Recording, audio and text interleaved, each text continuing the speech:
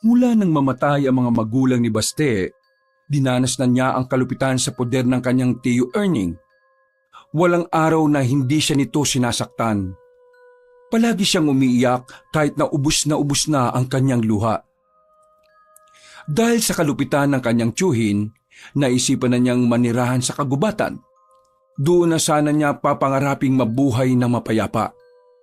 Pero isang gabi, natuklasan niya ang isang malagim na lihim. Isang grupo ng kalalakihan ang nakita niyang may iginapos na matanda sa katawan ng puno.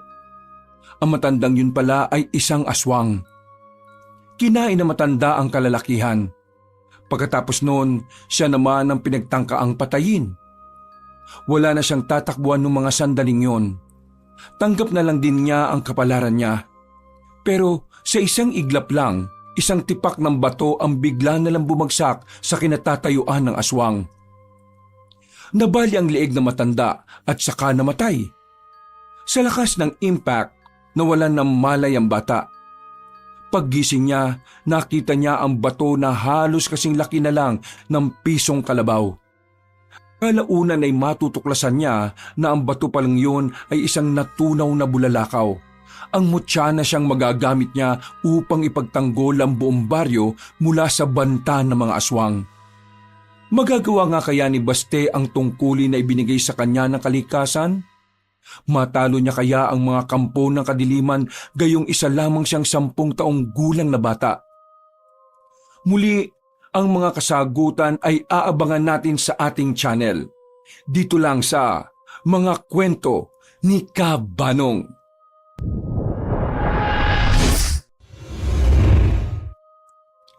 Pasa, sugat at bukol.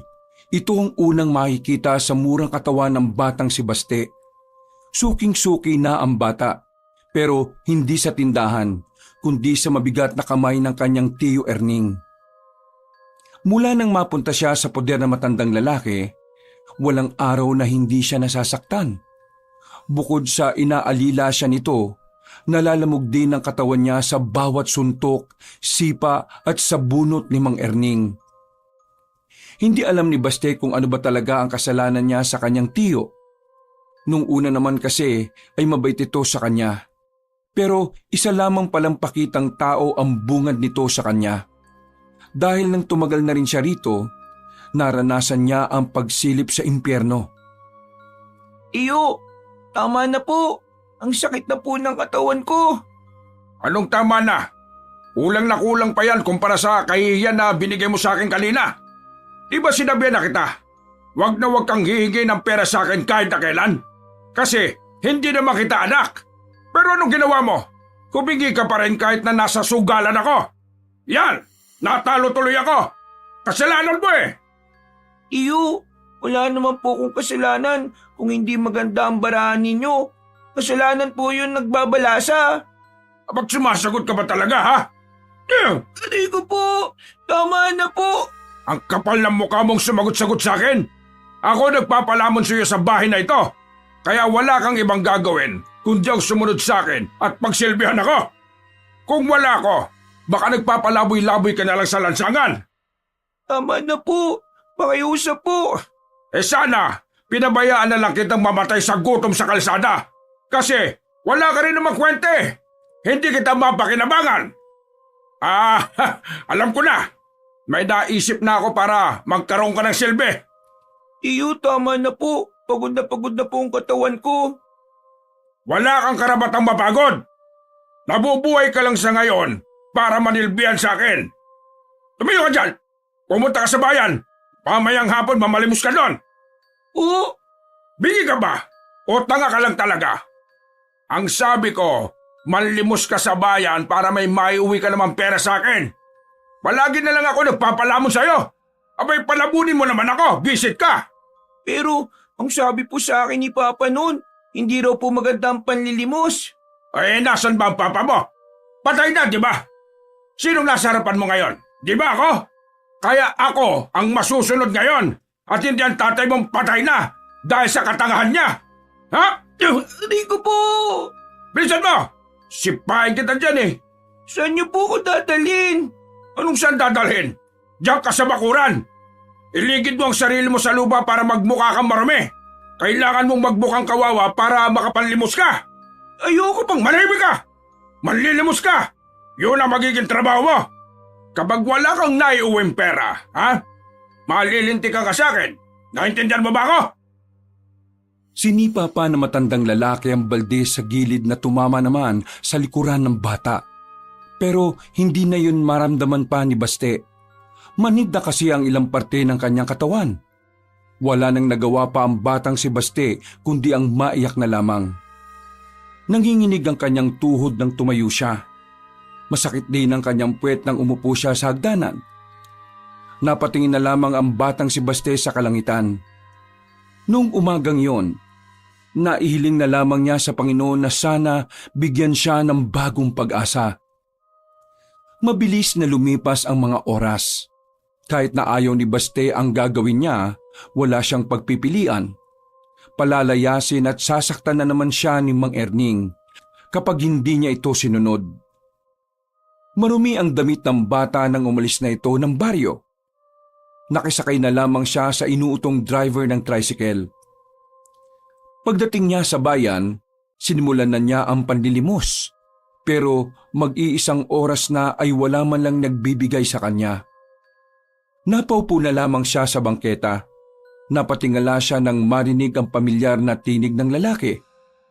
Si Tommy, ang kanyang guro noong nag-aaral pa siya. "Oh, Baste, ano ginagawa mo rito sa bayan? At bakit may mga pasa at sugat ang katawan mo? Ano nangyari? Sinong gumawa sa iyo niyan?"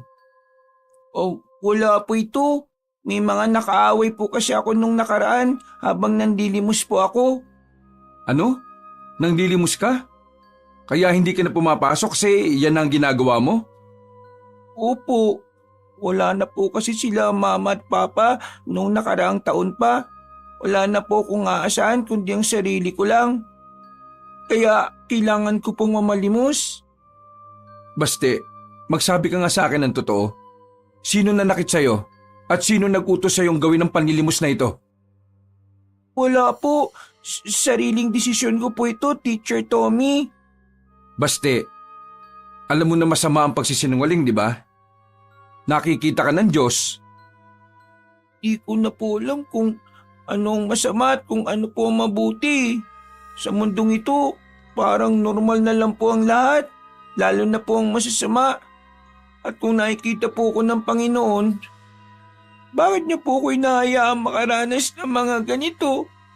Hindi naman po ako masamang tao May kung anong kumirot sa puso ni Tommy. Hindi niya inakala na ganito na ang pananalita at takbo ng utak ni Baste. Para sa guro, isa lamang itong indikasyon na ang mga sinasabi ng bata ay hinuhugot nito sa mga naging karanasan nito. Baste, nakikita ng Diyos ang paghihirap mo. Hindi siya natutulog. Pero lahat ng ito ay may dahilan. Ibinigay niya sa iyo ang pagsubok na ito dahil alam niyang kaya mo itong lagpasan.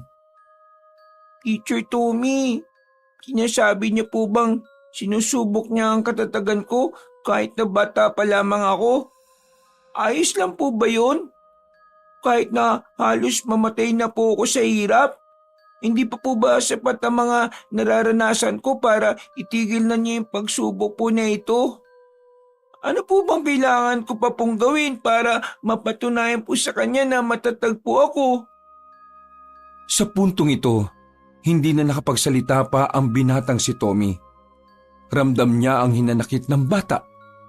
Kaya alam niyang hindi ito ang tamang panahon para ipaliwanag kay Baste ang mga bagay-bagay. Ginalang na lamang niya ang pananaw ng bata at iniba na lang ang usapan.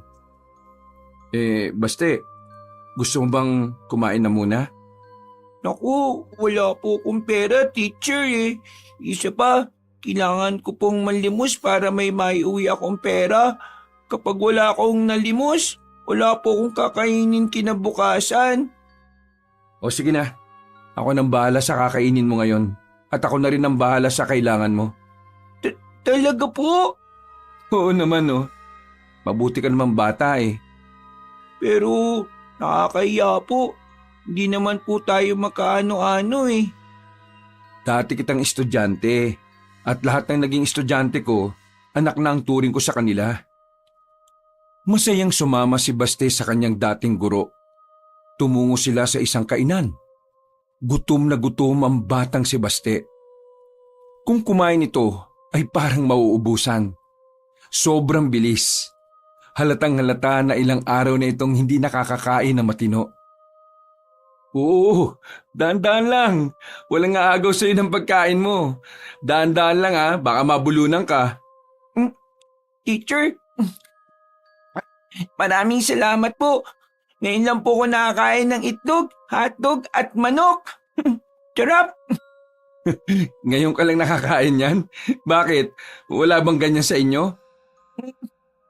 Teacher naman nanlilimos nga po ako. Ibig sabihin, hindi ko po kaya makabili ng mga ganito. Pasensya na. Oo nga pala. Pero sige, kumain ka lang. Kung gusto mo, order pa ako. Busog na busog ang batang si Baste ng mga sandaling yon. Matapos nilang kumain, binigyan pa siya ng 200 piso ni Tommy. Kung si Basti lang ang masusunod, hindi na niya yun tatanggapin.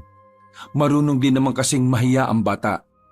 Ang kaso nga lang, naalala niya ang kanyang tiyuhin dahil tsak na malalagot na naman siya kapag umuwi siyang walang dalang pera. Naku, maraming salamat po, Teacher Tommy. Napakabuti niyo pong tao. Sana marami pa po kayong matulungan na gaya ko, no? Ano ka ba? Wala yung Baste. Basta kapag kailangan mo ko, dito ka lang pumunta ha.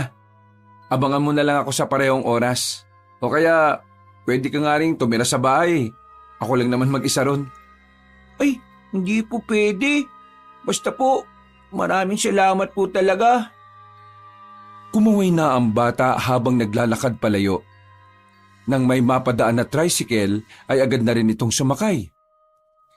Naisalba ni Baste ang gabing yon sa tulong ng kanyang dating guro. May naibigay siyang pera kay Mang Erning. Hindi naman mawala-wala ang ngiti sa mukha ng sugarol na tiyuhin. Ayos ka rin pala ano? Sa unang beses, 200 piso kagad. Akala ko pati sa ganito tatanga-tanga ka pa rin Hoy, gawin mo ito palagi ha, para matuwa naman ako sa'yo. Tiyo, pwede po ba akong bumawas ng 50 dyan? Abay, sira ulo ka ba? Malamang hindi. Ibang pupusoy ko to, babawasan mo pa.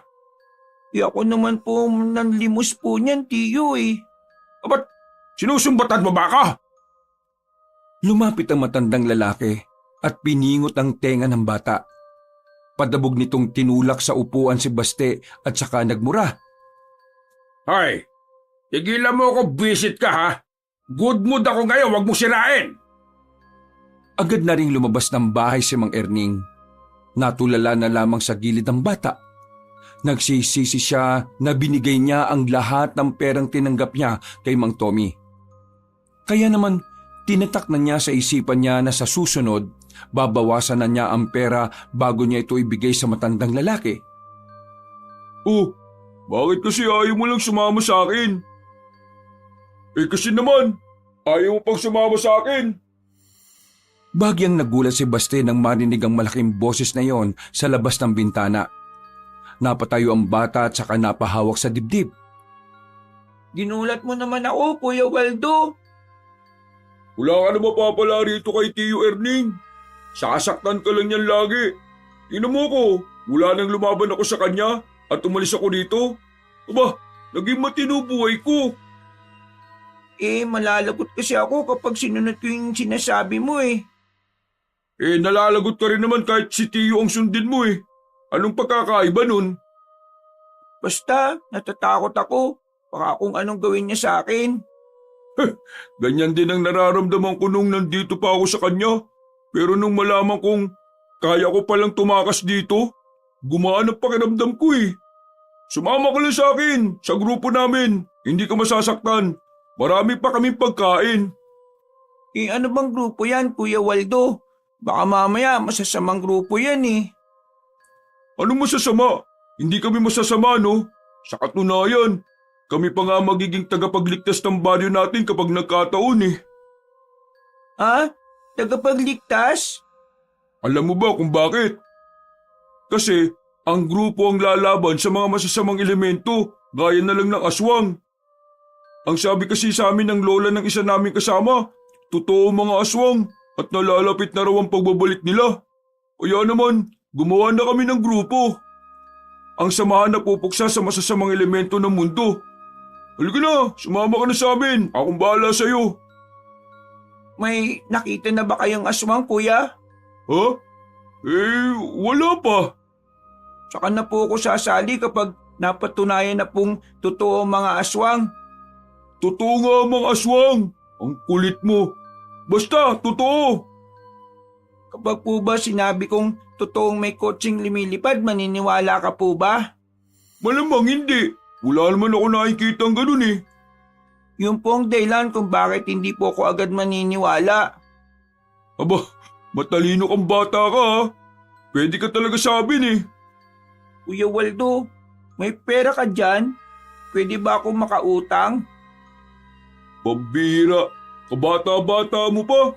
Paano mo naman ako babayaran? Nanlilimos po ako sa bayan. Babayaran na lang kita kapag nakarami ako. Ano? Nanlilimos ka? Pinagagawa sa akin yun ni Tiyo eh. May siraulo pala talaga yung tiyo mo eh no? Nung ako naman, hindi ko naman niyang ginagawa. Ano, papautangin mo ba ako o hindi? May 50 pa ako dito. Ibibili ko ng pagkain. Huwag ka dito sa bahay kakain, baka makita ka pa ng tiyo nating tarantado. Masama ang kalooban ni Baste sa mga sandaling yon. Kahit na papaano ay gumaan ang pakiramdam niya dahil mabuti rin sa kanya si Waldo. Ang lalaking si Waldo ay dati ring utusan ni Mang Erning. Pero matagal na itong nakaalis. Kaya naman ganito na lang ang pag-aalala ni Waldo sa bata, kaya lagi niyang dinadalaw si Baste. Ganun pa man, wala pa rin itong kakayahan na makuha si Baste sa pangangalaga ni Mang Erning. Nang mamatay kasi ang mga magulang ni Baste, si Mang Erning na ang nakasulat na guardian ng bata. Palihim na lumabas ng bahay ang bata. Malayo pa ang bilihan ng kanin at ulam, kaya nilakad niya yon hanggang dulo. Wala nang gaanong tao sa parting yon kapag gabi. Makikita na lang ng tao ay nasa loob ng bahay o kaya naman ng tindahan. Agad siyang kumain nang makita na ang karinderya. Pero hindi pa man siya natatapos, isang malaking kamay na ang dumakma sa maliit niyang balikat. Paglingon niya, galit na galit ang mukha ni Mang Erning. Mukhang talo na naman yun sa sugal at siya ang pagbubuntunan. Nagya ka! 200 lang binigay mo sa akin tapos kakain ka rito? Mami ka nga! Hindi lahat binigay mo na! Kumupit ka na! Napapatingin na lang sa kanila ang ibang nasa karinderya. Pero wala ni isa sa mga yon ang nagtangkang umawat. Kilala kasi nila si Mang Erning bilang isang siraulo at basagulero. Hindi ko naman po ito kinupit eh. Binigay po sa akin to ni Kuya Waldo. Walang kwentang taong yon. Kaya paano kanya mabibigyan ng pera? Siraulo ka ba? Ako ba talagang lokohin mo? Halika! Hinawakan na siya ni Mang Erning sa kwelyo at kinaladkad. Dinala siya nito sa bahay. Muli, naranasan na naman ni Baste ang masaklap na parte ng kanyang buhay. Nabugbog na naman siya na matanda. Habang binubugbog siya, merong tumawag kay Mang Erning. Sandaling natigil ang pananakit dahil may kinausap sa bakuran nila ang kanyang tiyuhin. Sinamantala na niya ang pagkakataon. Nakita niya ang bintana na patungo sa gilid ng bahay nila. Habang nakikipag-usap pa si Mang Erning, wala siyang sinayang na pagkakataon.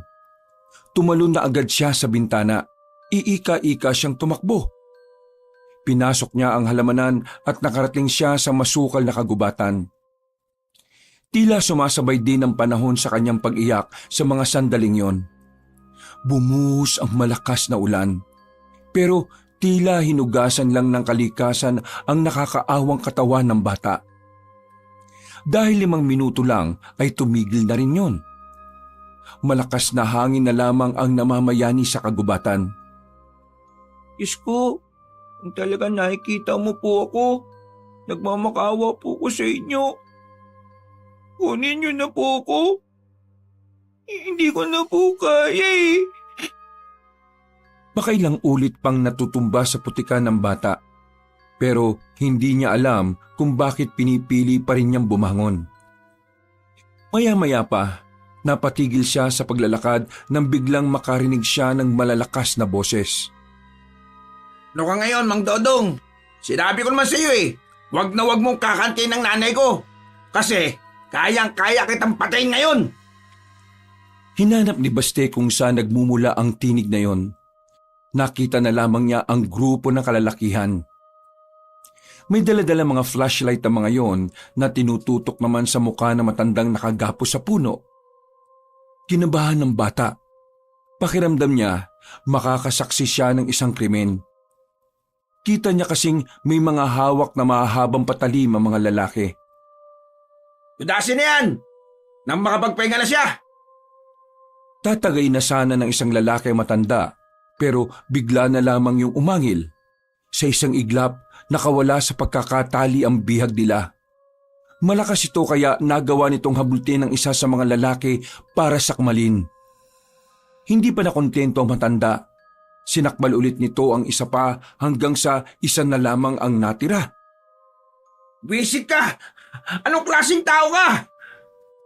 Tinaga ng binata ang aswang pero nakailag lang ito.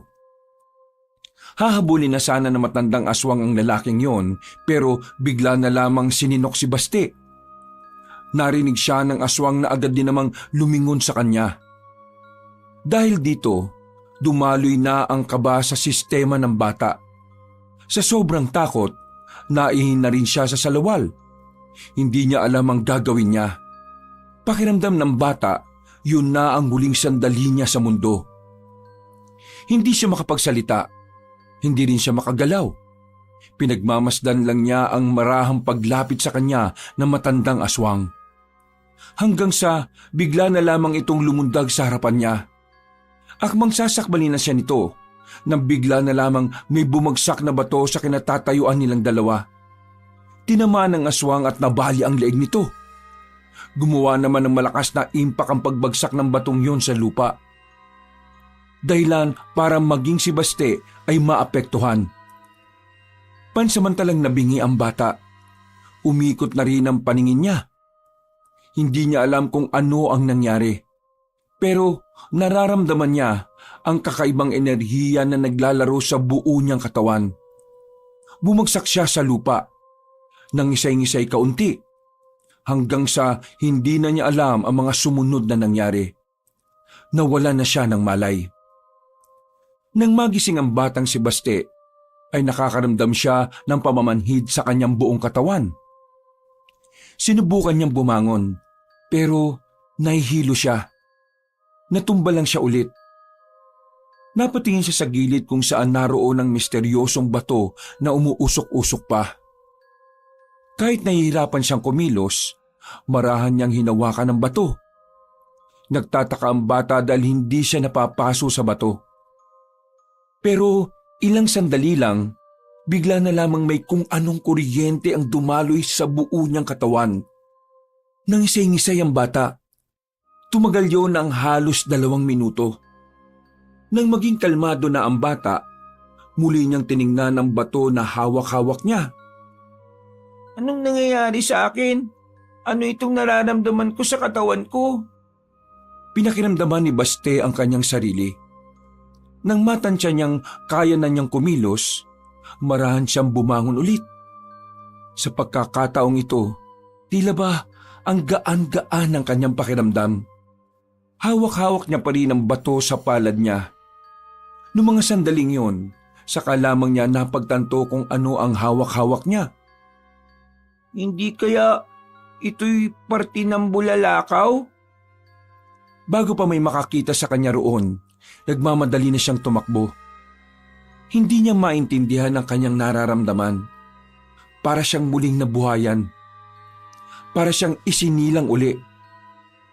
Nang makalabas na siya ng kalsada, nang matamaan na ng direktang liwanag ang kanyang buong katawan, mas lalong nagtaka si Baste. Nawala na ang mga galos niya sa katawan. Wala na ang mga sugat, mga bukol at pasa. Ha? Gumaling na ako kaagad? Wala na masakit sa akin? Ala, baka patay na ako. Teka, kailangan ko malaman kung patay na ba ako o hindi. Ay, ayun, si Kuya Waldo. Tama, susuntukin ko siya. Kapag tumagos ako, ibig sabihin patay na ako. Kapag hindi, ibig sabihin buhay pa ako. Nagmamadaling nilapitan ni Baste ang binatang si Waldo na abalang bumibili sa tindahan. Sinuntok niya ang binata sa puwet. Napari naman ito sa kanya. Aray! Wisit! Ano bang ginagawa mo, Basti? Tapos kitang bigyan ng 50, ito'y susukli mo. Eh, sorry, nasaktan po kayo. Malamang! Sinuntok mo pet ko tapos magtatanong ka kung nasaktan ako. Anong gusto mo? Umungol ako sa sarap? Ibig sabihin hindi pa ako patay. Pinagsasabi mong bata ka. Hinila ni Baste ang pinsan niyang si Waldo. Dinala niya ito sa walang masyadong tao na makakakita sa kanila. Uy, ano bang problema mo? Yung sukli ko hindi ko tuloy nakuha. May sasabihin ako sa iyo, Kuya Waldo. Importante pa sa sukli mo. Eh ano nga yun? May nakita kasi akong aswang kanina eh. Ha? Sigurado ka ba? Opo. Gusto mo ituro ko sa iyo kung nasaan eh. O sige, dali mo ako ron, bilis! Walang sinayang na pagkakataon ng dalawa. Kahit medyo maputik, ay mabilis silang nagtungo sa pinangyarihan. Hindi makapaniwala si Waldo sa kanilang inabutan. Naroon pa rin kasi ang bangkay ng matandang aswang. Kanina habang nandito ako sa gubat, nakita kong tinali siya ng mga kalalakihan. Tapos bigla na lang siyang nakawala. Nilapan niya po yung mga kalalakihan, Kuya Waldo. Pero yung isa lang ang nakaligtas. Nakita ko ng aswang kanina.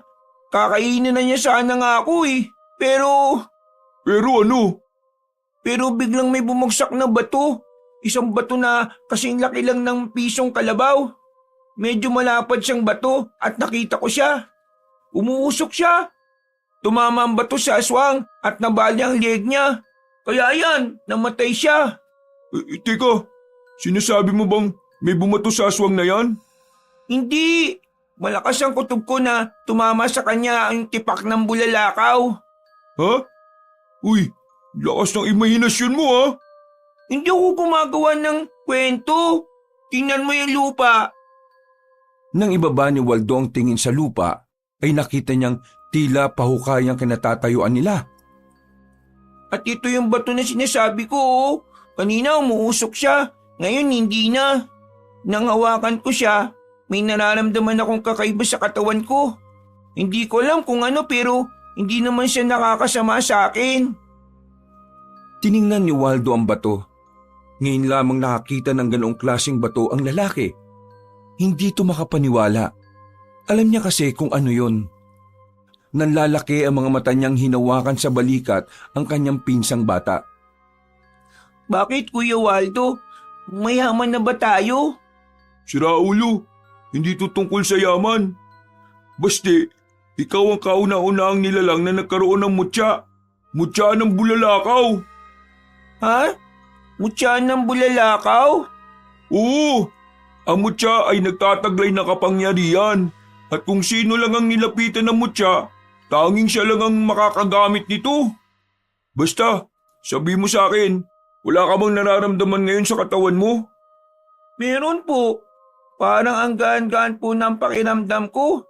Pakiramdam ko kapag tumakbo ko mabilis. Basti, ikaw na talagang tagapangalaga ng mutya ng bulalakaw. Huwag ka na munang maingay ha. Dapat tayong dalawa lang nakakaalam ng tungkol dito. Hanggat hindi natin alam kung ano ang tunay na kapangyarihan niyan. Tumangon na lamang ang batang si Baste. Naniwala siya kay Waldo dahil batid niyang una pa lang ay marami na itong alam sa mga ganoong bagay. Kahit na alam niyang masasaktan siya, ay bumalik na lang siya ulit sa bahay ng kanyang tiyuhin. Sakto naman na naroon na matandang si Erning. Mainit na naman ang ulo. Pagpasok pa lang niya sa pinto, kaldero na agad ang lumipad mula sa direksyon niya. Pero laking gulat ni Mang Erning nang masaluyon ng bata. Kahit si Bastirin ay hindi makapaniwala. Aba, marunong ka nang gumanyan ha, may pasalo-salo ka na ha. Sinundan pa ni Mang Erning ng isa pang kaldero, pero sa puntong ito ay nailagan na ni Baste. Lalong nanggalaiti ang matanda. Kinuha naman ito ang walis tambo sa gilid. Pinalo nito si Baste pero nakailag ulit ang bata. Kitang-kita ni Mang Erning kung papaanong mabilis na kumilos ang bata. Hoy, paano mo nagagawa yung lentik ka ha? Ang ano po? Nagmamangmangang ka pa. Umamin ka, may sa demonyo ka na ba? Sinanla mo na ba sarili mo sa demonyo para kalabanin ako? Hindi ko po alam ang sinasabi niyo, Tiyo. Nagugutom na po ba kayo? Kumalma si Mang Erning. Napagtanto nitong hindi niya matatamaan si Baste. Pero napapaisip pa rin ito kung papaanong nangyayaring nakakailag ang pamangkin niya. Gayong noon ay madali niya lang itong natatamaan. Ihanap mo ako ng pagkain. Baka masipa pa kita dyan eh. Bigyan niyo po ako ng pera. Bibili po ako kagad. Ha? Tiyo, Wala akong pera dito. Sira ulo ka ba? di po ba? Alam niyo naman na pag bibili sa tindahan, kailangan po may pera. Teka nga, ginagawa mo ba akong tanga? Nanggigil na naman ang matanda. Tumayo ito at saka sinampal sa mukha ang bata. Pero agad namang gumana ang mutya ng bulalakaw. Sa halip na si Baste ang masaktan, ang matandang lalaki pa ang dumaing. Aray ko! Tigas kang mukha mo ah! Hindi ka normal! Bakit ganyan ang mukha mo? Bakit mainit ang mukha mo? Nakakapaso! Hindi ka na normal! Demonyo ka! Isa kang diablo! Parang mababaliw ang kanyang tiyuhin ng mga sandaling yon. Agad itong lumabas ng bahay at tumakbo. Naiwang mag-isa si Baste. Muli niyang tiningnan ng bato. Maraming salamat. Alam kong ikaw ang tumulong sa akin para hindi ako masaktan. Diyos ko, salamat dito sa regalo niyo ha. Nakangiti ang bata. Sa ganoong paraan, parang nakalimutan na agad ni Baste ang masamang karanasan niya sa kanyang tiyuhin. Kinaumagahan, saka lamang umuwi ang kanyang tiyo. Nababahala pa rin ang mukha nito nang tumingin sa kanya. Para bang natatakot na ito sa kanya. Ang dating matapang, tila nawala na rin ang yabang. Tiyo, hindi niyo ba ako sasaktan ngayong araw? He!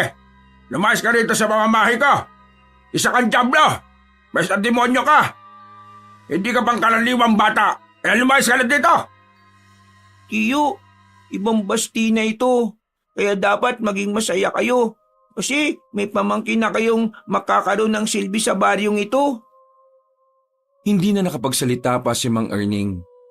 Nagmamadali na lamang itong pumasok sa loob at pinagsaran siya ng pinto. Hindi na malaman ni Baste kung saan siya titira ngayon. Habang naglalakad, merong nakasalubong na matandang babae si Baste. Palangiti ito sa kanya. At dahil bata pa, madaling naniwala ang bata na matandang yon ay may mabuting kalooban. Bata, wala ka bang mapupuntahan? Gusto mo bang sumama sa akin? Meron akong alam na lugar para pwede kang tumuloy doon. Yun ay kung gusto mo lang naman ha. At ayaw mong abutan ka ng ulan dito sa labas. Sa narinig ng bata, tila nagkaroon siya ng pag-asa. Wala na rin naman siyang mapupuntahan. Hindi niya rin kasi makita ang pinsan niya noong mga sandaling yon. Talaga po, isasama niyo ako sa maayos na lugar? Marami po bang pagkain doon? Maraming pagkain doon. Hindi nauubos. Kaya halika na, sumama ka sa akin. Pakakainin kita ng lahat ng gusto mo. Pero ano po bang pangalan niyo? Wisit namang bata ito tanong ng tanong. May sinasabi po ba kayo? Hindi. Wala naman. Ang pangalan ko ay Gemma. Aling Gemma ang tawag sa akin ng mga nakakakilala sa akin. Kaya Aling Gemma na lang din ang itawag mo. O ano? Sasama ka ba sa akin? Opo, isama niyo po ko. Gusto ko na pong makakain ng marami tsaka masasarap na pagkain eh. Hinawakan na ni Aling Gemma ang bata sa kamay. Pangiti-ngiti pa si Baste sa mga sandaling ito. Wala itong kamalay-malay kung ano ba talaga ang binabalak ng matandang babae sa kanya. Mga ilang sandali lang, sumakay sila sa itim na sasakyan. Pagpasok ng bata ay nagkunwari siyang nawalan ng malay. Nakita niya kasi sa loob na may mga lalaking nakatakip ang muka at inutusan niyo ni Aling Gemma. Sa murang edad, alam na agad ni Baste na hindi tama ang nangyayari. Pero sumabay na lang din siya sa agos ng mga kaganapan. Lumipas ang maghapon, tumigil na ang sasakyan. Binitbit na rin siya at ipinasok sa isang abandonadong warehouse. Iniligay si Baste kasama ng mga iba pang bihag ng bata. Grabe, may magaganap palang ganito. Napatingin si Baste nang makita niya ang matandang si Gemma. Nakangiti ito sa kanya na parabang nang iinsulto. Manloloko ka? Ang sabi mo sa akin, dadalhin mo ako sa lugar na maraming pagkain. Pero anong ginagawa ko dito? Ang mga kagaya mong sugapa sa pagkain, madali lang talagang maloloko. Hintayin nyo na lang ang client namin at papadala na rin namin kayo sa kanila. Anong gagawin nila sa amin? Depende. Bakit hindi mo na lang itanong sa kanila mamaya? Makakawala ako dito, Manang. At kapag nangyari yun, magbabayad ka sa akin sa ginawa mo sa aming mga bata. Ay, natakot naman ako. Ang kaso nga lang, paano ka makakatakas dyan? Wala ka namang susi. Lumabas na ang matandang babae. Sumunod naman ang mga tauhan nito. Noong mga sandaling yon, bumuntong hininga si Baste. Sinusubukan niyang makipag-ugnayan sa mutya, nang sa ganun ay magamit niya ito para makatakas sila. Mutya ng bulalakaw, tulungan mo naman ako. Kailangan ko makatakas dito. Makalipas ang ilang minuto, narinig nilang may mga dumating ng sasakyan. Mula sa kinilalagyan nila, nasipat ni Baste ang isang magandang babae na lumabas mula sa magharang kotse. Kinausap ito ni Gemma tungkol sa bentahan ng mga bata. Kompleto na ang 15 bata. Ang wala na lang ay ang bayad mo, Miss Ganda. Paano kung ayaw ko magbayad? Eto naman si Miss Carmina. Nagpapatawa ka ba? Napag-usapan natin na walang magtatarantado sa deal na ito, hindi ba? Kaya ipakita mo na sa akin ang pera at ibibigay namin sa inyo ang mga batang yan. Pasensya ka na pero wala akong balak tumupad sa sinasabi mong usapan. Nagulat silang lahat nang bigla na lamang nagbago ng anyo ang mga kasama ng dalaga. Naging mukhang halimaw na ang mga yon. Dahil dito, napagtanto agad ni Baste na aswang ang mga naroon. Habang nagkakagulo sila, napagana na ni Baste ang mutya ng bulalakaw. Buong puwersa niyang pinihit ang rehas na nagkukulong sa kanila. Namangha ang mga kapwa niya bata. Nawiwindang kung papaano niya nagawang yupiin ang rehas. Lumabas na kayo, dali! Doon! Sa bandang yun kayo tumakbo! Pero hindi pa man sila nakakalayo. Humarang na sa kanila ang magandang babae na si Carmina. Nakita nito ang ginawa ng bata. Kaya naman maging ang babae ay nagtataka rin sa kakayahan ni Baste. Huwag kang lalapit! Hindi kita uurungan! Hindi ka pangaraniwang bata. Nakita kita. Sige na! Pumunta na kayo sa direksyon na yun! Bilis! Ako nang bahala dito! Sinunod siya ng mga kapwa niya bata habang nakakaputukan at nakakagulo sa loob at sa labas ng warehouse. Sandali muna silang nakatitigan ni Carmina. Bago ka pa makagawa ng problema sa aming mga aswang, ngayon pa lang ay buburahin na kita sa mundong ito, bata. Hindi po ako natatakot sa inyo. Unti-unti na ring nagbago ng anyo ang dalaga. Mabilis itong umatake sa bata. Sa puntong ito, tila kusang gumalaw ang katawan ni Baste. Nakailag ito sa unang paglusob ng dalaga. Sumampay ito sa sirang sasakyan. Agad namang siyang sinundan ni Carmina. Makailang ulit din siyang muntik-muntika ng matamaan ng babaeng aswang. Pero sadyang magaling ang mutya ng bulalakaw. Kapag nakakaramdam na kasi ito ng panganib, mas lalo itong nagiging epektibo. Sino ka? At anong klaseng mutya ang ginagamit mo? Ako si Baste, ang tagapangalaga ng mutya ng bulalakaw. Mutya ng bulalakaw? Nagpapatawa ka ba? Walang ganyang klase ng mutya. Sa muling pag-atake ng babae kay Baste, ay nakakuha ng tamang pagkakataon ng bata para siya naman ang makaatake. Pag-ilag niya ay saka naman siya sinuntok ng dalaga sa tagiliran. Sa lakas ng suntok, napasuka agad ng dugo si Carmina. Namimilog ang mga mata nito. Hindi makapaniwala sa ginawa ng bata. Sino ka bang bisit ka? At bakit kakaibang lakas mo? Lalong nanggigil ang babaeng aswang. Napukaw na tuloy ni Baste ang atensyon din ng iba pang aswang na kasama ng dalaga. Kaya naman sabay-sabay nang umatake sa kanya ang mga nilalang na yon. Pero sa hindi malamang dahilan, bigla na lamang may pumasok na ideya sa kanyang utak. Mataas niyang tinalo ng ilaw ng warehouse. Hinampas niya yun ng hawak niyang kahoy. Nang dumilim na ang buong paligid, sa kanya inisa-isa ang mga kalaban niya. Walang nakapalag sa bilis ng bata. Bawat suntok niya may tumutunog na nababaling buto. Nasa ka bang bata ka? Magpakita ka! Nandito lang po ako sa tabi niyo. Tinapakapapa ni Carmina ang bata, pero nabigla na lamang ang dalagang aswang nang may suntok na rin siyang natanggap sa kanyang tagiliran. Hindi pa roon natapos ang lahat.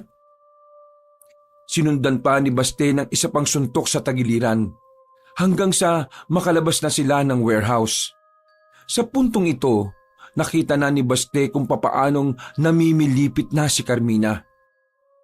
Hindi kita hayaan na magtagumpay sa masama mong binabalak. Pwisit ka talagang bata ka. Pwisit! Wala nang nagawa ang dalaga.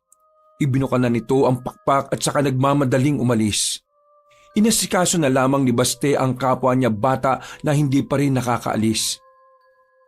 Saan madadali ng mga batang yan? Lubayan mo na nga ang mga bata.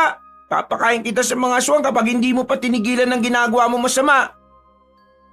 Nang biglang umilaw ang mga mata ng bata ay natakot si Aling Gemma. Kagayang-kagaya ng reaksyon ng mukha nito ang reaksyon ng mukha ng kanyang tiyuhin. Tumakbo na lamang paalis sa matandang babae. Samantala, makakasama namang umalis sa mga bata. Naglalakad lamang sila sa gilid ng kalsada nang may mapadaan na truck ng mga sundalo. Agad yung pinara ni Baste. Dahil kahina-hinala ang pagkakaroon ng maraming bata sa ganong klase ng lugar, hinintuan sila ng mga sundalo. Isinakay sila at saka dinala sa kampo. Iisa lang ang sinabi ng mga bata sa bawat tanong ng mga sundalo. Napapakamot na lamang sa ulo ang mga yon.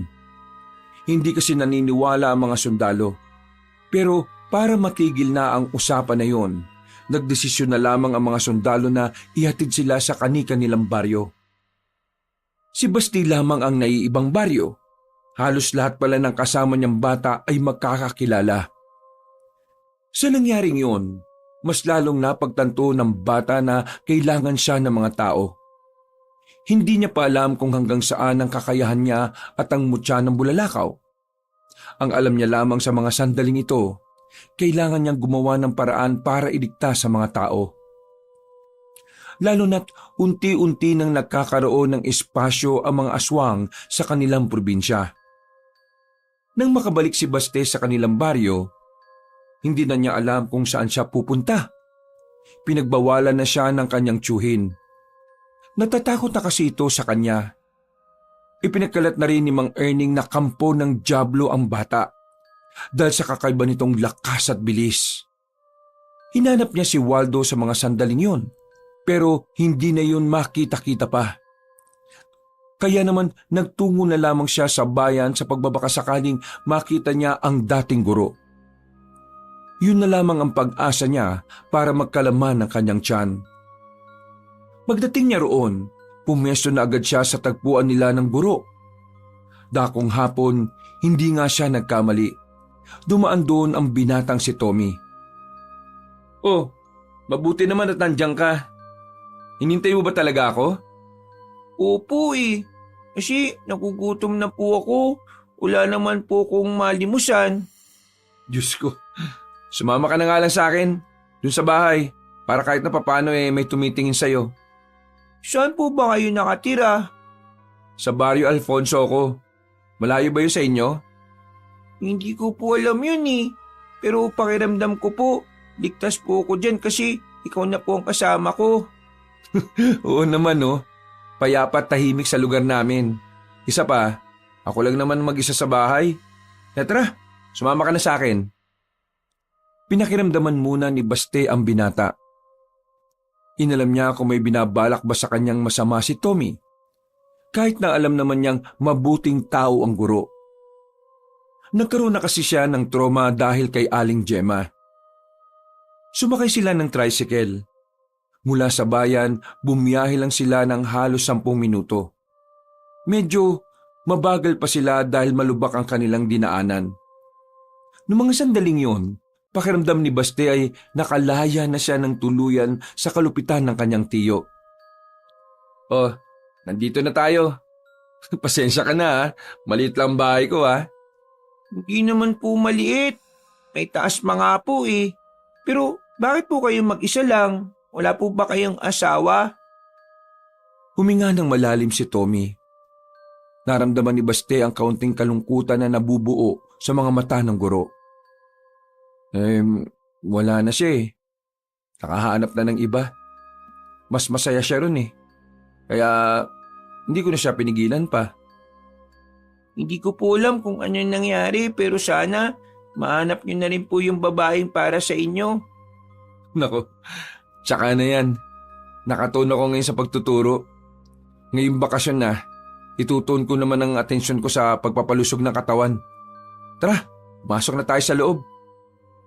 Tuwang-tuwa ang batang si Baste na makakain na rin siya sa wakas.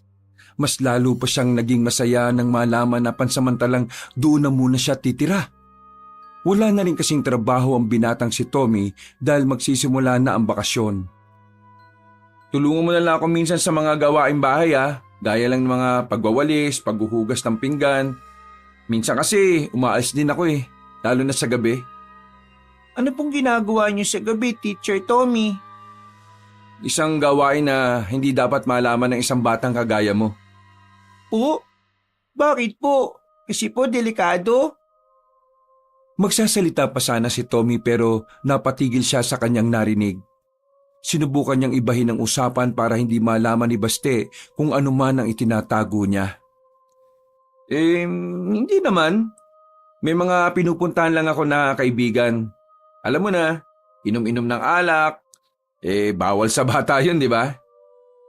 Sir Tommy, maniniwala po ba kayo kung sasabihin ko po sa inyo na kaya kong maramdaman kung ang isang tao ay may tinatago o wala? Ha? Anong ibig mong sabihin?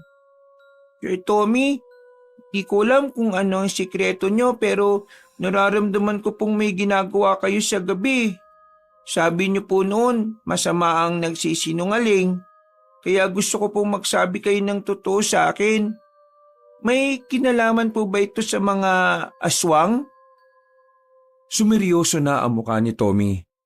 Hindi niya alam kung papaanong nagkaroon ng ideya ang bata. Alam kasi ng binata na mangilan-ngilan pa lang ang nakakatuklas ng tungkol sa mga panganib na dala ng mga aswang. Teka, paano ka nagkaroon ng ideya tungkol sa mga ganitong bagay? Muntikan na po akong mapatay ng aswang sa kagubatan Pero dahil sa isang pangyayari, himala ako nakaligtas. Tinamaan ng aswang ng tipak ng bulalakaw. At ang tipak ng bulalakaw na yon ang siyang ginagamit ko ngayon para labanan sila. Inilabas ni Baste ang mutya ng bulalakaw na sa mga sandaling yon ay aktibong-aktibo. nakikita nilang umuusok-usok yun ng bahagya. Mula po nung mapa sa akin to, marami nang nagbago sa akin. Isa sa mga naging kakayahan ko ay ang sinasabi ko nga po sa inyo kanina. Kaya kong malaman na may itinatago po kayo. Pero hindi ko po alam kung ano yun. Sige, sasagutin ko ang tanong mo. Pero sagutin mo muna yung itatanong ko. Ano po yung tanong nyo, teacher? Ang batong yan, mutya ba yan? Opo, ang tawag daw po dito sabi sa akin ng pinsan ko, mutya ng bulalakaw. Ano? Mutya ng bulalakaw? Ang isang pambihirang mutya na hindi basta-basta nakukuha dahil ipinagkakaloob lang ito mismo ng kalikasan? Opo, ngayon po, ako naman po ang sagutin nyo. Sige. May kinalaman sa mga aswang ang trabaho ko sa gabi. Dahil kagaya mo, nangangalaga rin ako ng isang mutya. Pero ang sa akin naman ay mutya ng kidlat. Kaso, patagal ng patay ang mutya ko. Kaya naman, nilalabanan ko ang mga aswang gamit lang ang kakayahan at kaalaman ko sa pakikipaglaban. Marami po ba kayo nakalaban na? Bakit po kayo nakikipaglaban sa kanila? Ano pong dahilan nyo? 2 aswang pa lang naman ang nakakalaban ko. Nakatakas pa yung isa. Ginagawa ko to dahil pinaslang nila ang mga magulang ko noon. Kaya ngayon, gusto kong ibigay ang hustisya para sa mga magulang ko. Ikaw, bakit mo sila kinakalaban? Bukod sa kailangan mo magamit ang mutya na hawak mo. Anong dahilan mo? Gusto ko pong patunayan sa tiyo ko na may direksyon ng buhay ko. Gusto ko pong malaman niya na ang batang minamaltrato niya kaya makatulong sa mga tao. Lumabas din ng totoo. Sinasabi ko na nga ba at ang tiyo mo talagang nang-aabuso sa'yo . Pero ayos na po ko. Sa nakikita niyo po, nawala na agad ang mga galos ko sa katawan. Dahil po yun sa pagtanggap ko sa mutya ng bulalakaw. Teacher, gusto ko po samahan kayo sa laban. Magtulungan po tayo. Alam ko pong may kanya-kanya tayong dahilan para tayo lumaban. Pero may iisa po tayong dahilan na nag-uugnay sa atin. Yun po yung mapigilan ng mga kampo ng kadiliman na pagharian ng probinsya natin. Alam mo, Baste, talagang nabibigla ako sa mga nalalaman ko tungkol sa'yo . Hindi ko inakala na ganito na kamature ang pag-iisip mo. Well, sige. Makikipagtulungan ako sa'yo. Inilahad ni Baste ang kanyang maliit na kamay. Nakipagkamay din naman sa kanya si Tommy. Noong gabi din yun, maraming bagay na ipinaliwanag si Tommy kay Baste. Mga bagay na may kinalaman sa mga makakalaban nilang aswang. Sige na. Magpahinga ka na muna, Baste. Bukas na bukas din ipapakilala kita sa mga kasamahan ko. Po? May mga kasamahan po pala kayo? Oo. Mga kagaya natin na may kanya-kanyang dahilan. Humiga na rin ang batang si Baste sa papag. Si Tommy naman ay bumaba na rin. Habang nakatingin sa kisame, muling pinagmasdan ni Baste ang bato na hawak-hawak niya. Napapangiti na lamang din siya dahil dito. Pakiramdam niya kasi ang batong yon ang sumalba sa buhay niya. Sana lagi kang nandito. Sana hindi ka na mawala sa akin. Ikaw ang buhay ko, tipak ng bulalakaw. May ngiti sa muka na nakatulog na lamang ang bata. Kinabukasan ay maaga siyang ginising ni Tommy para mag-almusal. Sumilay agad ang malapad ng ngiti ng bata nang makita ang mga nakahain na pagkain sa lamesa. Pero nawala ang ngiti ng bata nang makitang tila may kakaibang mensahe ang mga mata ng kanyang guro. Teacher, may masamang balita ba na dumating? Nababasa ko po sa mga mata ninyo . Oo, dumating kaninang 6:00 ang 2 na kasamahan ko. Ang sabi nila, nagsimula nang umatake ang mga aswang. Inunan nila ang kuta ng mga kasama namin sa gubat. Ano po nangyari sa kanila? Nakaligtas po ba silang lahat? Hindi eh. Sa 10 kasamahan namin, lahat yun patay. Wala silang nagawa. Binigla sila eh. Hindi sila nakapaganda. Ano pong kailangan natin gawin? Ganito. Mamaya, kapag pumunta tayo ron, malalaman natin kung anong magiging desisyon ng mga kasamahan ko. Pagkatapos mong kumain, maligo ka na ha. May binili akong mga damit ng pambata dyan. Suotin mo yon. Pagkatapos kumain ay agad nang nag-asikaso si Baste sa kanyang sarili. Maya-maya lang din ay umalis na rin sila ni Tommy. Hindi naman kalayuan ang kampo ng mga manunugi sa Tantingero. Nakarating din sila kaagad doon. Bumungad agad sa kanila ang mga bangkay. Sa mga sandaling yon, naramdaman ni Baste ang pagtindigan ng kanyang balahibo. Ngayon niya lang napagtanto na hindi pa rin pala niya kayang makakita ng mga taong patay. Ipinakilala siya ni Tommy sa mga kasamahan nito. Pero dahil masyadong abala ang mga yun sa nangyari, hindi na rin siya masyadong naintindi. Kaya naman, kahit na naroon pa si Tommy, nagpaalam na muna siyang umuwi. Pumayag naman ito sa kanya. Habang naglalakad pabalik sa bahay ng kanyang guro, isang lalaki naman ang humarang sa kanya. Masama ang tingin nito sa kanya. Kaya naman napatigil agad ang bata. Nagtataka kung ano ang gagawin ng lalaking kaharap niya. Walang galang na po. Pero magkakilala po ba tayo? Bigla-bigla na lamang siyang hinawakan ng lalaki sa kamay at sapilitang dinala sa isang iskinita. Ano po kasalanan ko? Anong ginagawa niyo sa akin? Ikaw bata ka. Ikaw ang batang nakita kong tinapakan ng tipak ng bulalakaw. Ikaw yung muntikan ng patayin ng aswang, no? Ikaw po ba yung lalaking tumakbo? Nasaan yung tipak ng bulalakaw? Ibigay mo sa akin! Puwersahang kumalas ang bata sa pagkakahawak ni Arnel.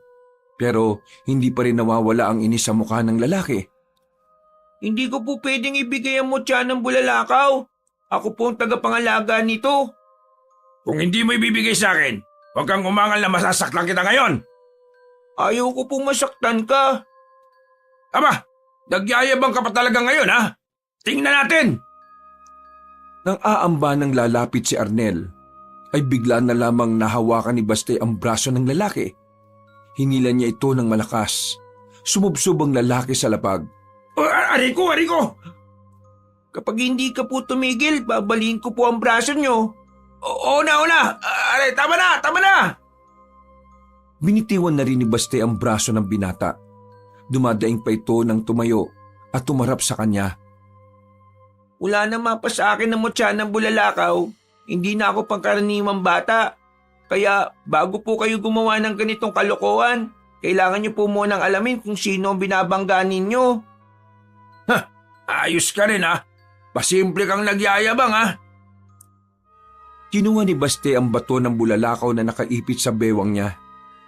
Inabot niya sa binata. Oh, akala ko ba hindi mo ibibigay sa akin yan? Ibibigay ko sa iyo to para malaman ninyo na ang mutyang ito ay para lang sa isang tao. Inihagis ni Baste ang bato. Nasalo naman yon ni Arnel pero napasigaw ito nang mapaso ang palad nito. Aray! Wisit!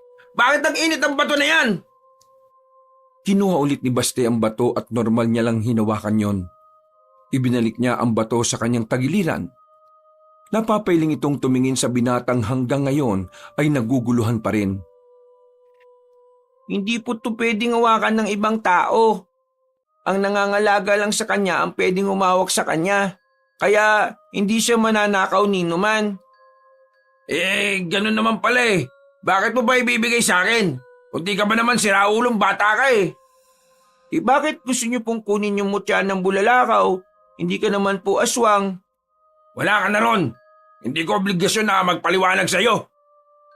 Manunugis ka rin ba? Yung matandang aswang na ginapos nyo, sino siya? Hindi ko na uulitin ang sinabi ko. Total, wala naman ako mapapala rito. O sige na, alis na ako. Alam ko pong iisa lang ang gusto natin mangyari. Yun ay ang mapas lang ang mga aswang at mapigilan sila sa kasamaan nila. Tumingin sa kanya ng seryoso ang binata. Ngumisi lang yun sa kanya at naglakad na rin. Basti po yung pangalan ko. Ano pong pangalan nyo? Arnel! Hinayaan na lamang ng bata si Arnel na makalayo. Bumuntong hininga na lamang si Baste. Umuwi na lang siya sa bahay ni Tommy. Tulala't hindi mapakali ang isipan ng bata. Bumalik sa kanyang alaala ang babaeng nakalaban niya sa warehouse. Aminado ang bata na ramdam niyang mabangis ang dalagang yon. Hindi naman siya nababahala. Ang kinababahala lamang niya ay kung gaanong karaming aswang ang posibleng umatake sa kanila. Kung tutuusin, alam ni Baste na hindi naman niya dapat problema yon. Pagkain lang sana ang inaatupag niya. Pero sa kabilang banda, tinanggap na rin niya na hindi na nga siya ang batang si Baste. Kailangan na niyang mag-isip na parang kalibel ng isip ng kanyang guro na si Tommy. Makalipas ang ilang mga sandali, nakabalik na rin ang guro niyang si Tommy. Sa itsura pa lang nito, mahahalata na ang bata ang pagkadismaya. Umupo ang binata sa gilid at saka bumuntong hininga habang nagtatanggal ng sapatos. Ay nako, buti na lang talaga bakasyon na. Kung sumabay pa tong problemang to sa pagtuturo ko baka nabuang na talaga ako. Baste, anong ginagawa mo dyan? Hindi ka pa ba nakain? Inintay ko po ikaw eh. O sige tara na, kumain na tayo. 2 linggo ang nakalipas. Palihim na nagsasanay ang batang si Baste sa kagubatan. Mas pinauunlad niya pa ang kapangyarihan na meron ng kanyang mutya. Sa mga nakalipas na araw, kahit na papaano ay may maganda namang progreso ang ginawa niya. Mas naiintindihan na niya kung kailan niya dapat mas kailangan ng mutya ng bulalakaw. Natuklasan din niya na meron din parang ibang kakayahan ng mutya. Gaya na lamang ng pag-amoy para sa mga aswang. Pati na rin ang pagpapatigas ng kanyang kamao na magagamit niya kung siya ay susuntok sa kalaban. Siguro naman, kakayanin ko na makaharap sa maraming aswang sa ganitong kalagayan. Kakayanin mo na talaga. Nagulat ang bata nang marinig ang tinig na yon na parang pinsan na si Waldo. Nagtaka ang bata kung anong ginagawa nito sa baryo na malayo naman sa kanila. Uy, Kuya Waldo, anong ginagawa mo dito? Ikaw, anong ginagawa mo rito? Nag-iinsayo. Mas pinapalakas ko pa yung mutya ng bulalakaw. Hindi ka man lang nagsabi sa akin na umalis ka na sa baryo natin ha. Pero ayos lang, di naman ako nagtatampo. May sinamahan akong manunugis, Kuya Waldo. Dati ko pong guro.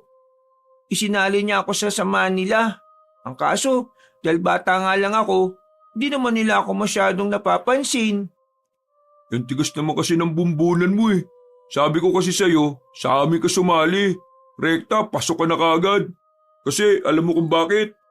Kapag sumali ka sa amin, ikaw ang kauna-unahang miyembro na may mutya. Hindi na mahalaga sa akin kung saan po akong grupo na bibilang. Ang mahalaga sa akin, kung paano ako makakatulong sa lumalalang problema. Alam ko ang nangyayari. May mga aswang na rin kasing nagpakita sa baryo natin. Pero hindi naman sila nanggugulo. Nakakabahala lang talaga kasi palapit na sila ng palapit sa mga tao eh. Sa baryo natin, meron na? Naku, si Tiyo kaya, kumusta siya?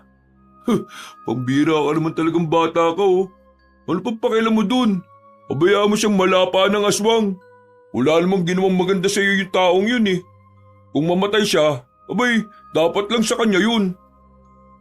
Kahit naging masama sa akin si Tiyo, di ko alam kung bakit nag-aalala pa rin ako sa kanya. Kasi masyado ka mabait. Hayaan mo na yung taong yun. Hindi siya karapat-dapat paglaanan ng oras. Ang isipin mo yung sarili mo. Magpakabuti ka. Ikaw lang aasahan ng sarili mo. Di mo ko pwedeng asahan, kahit ako.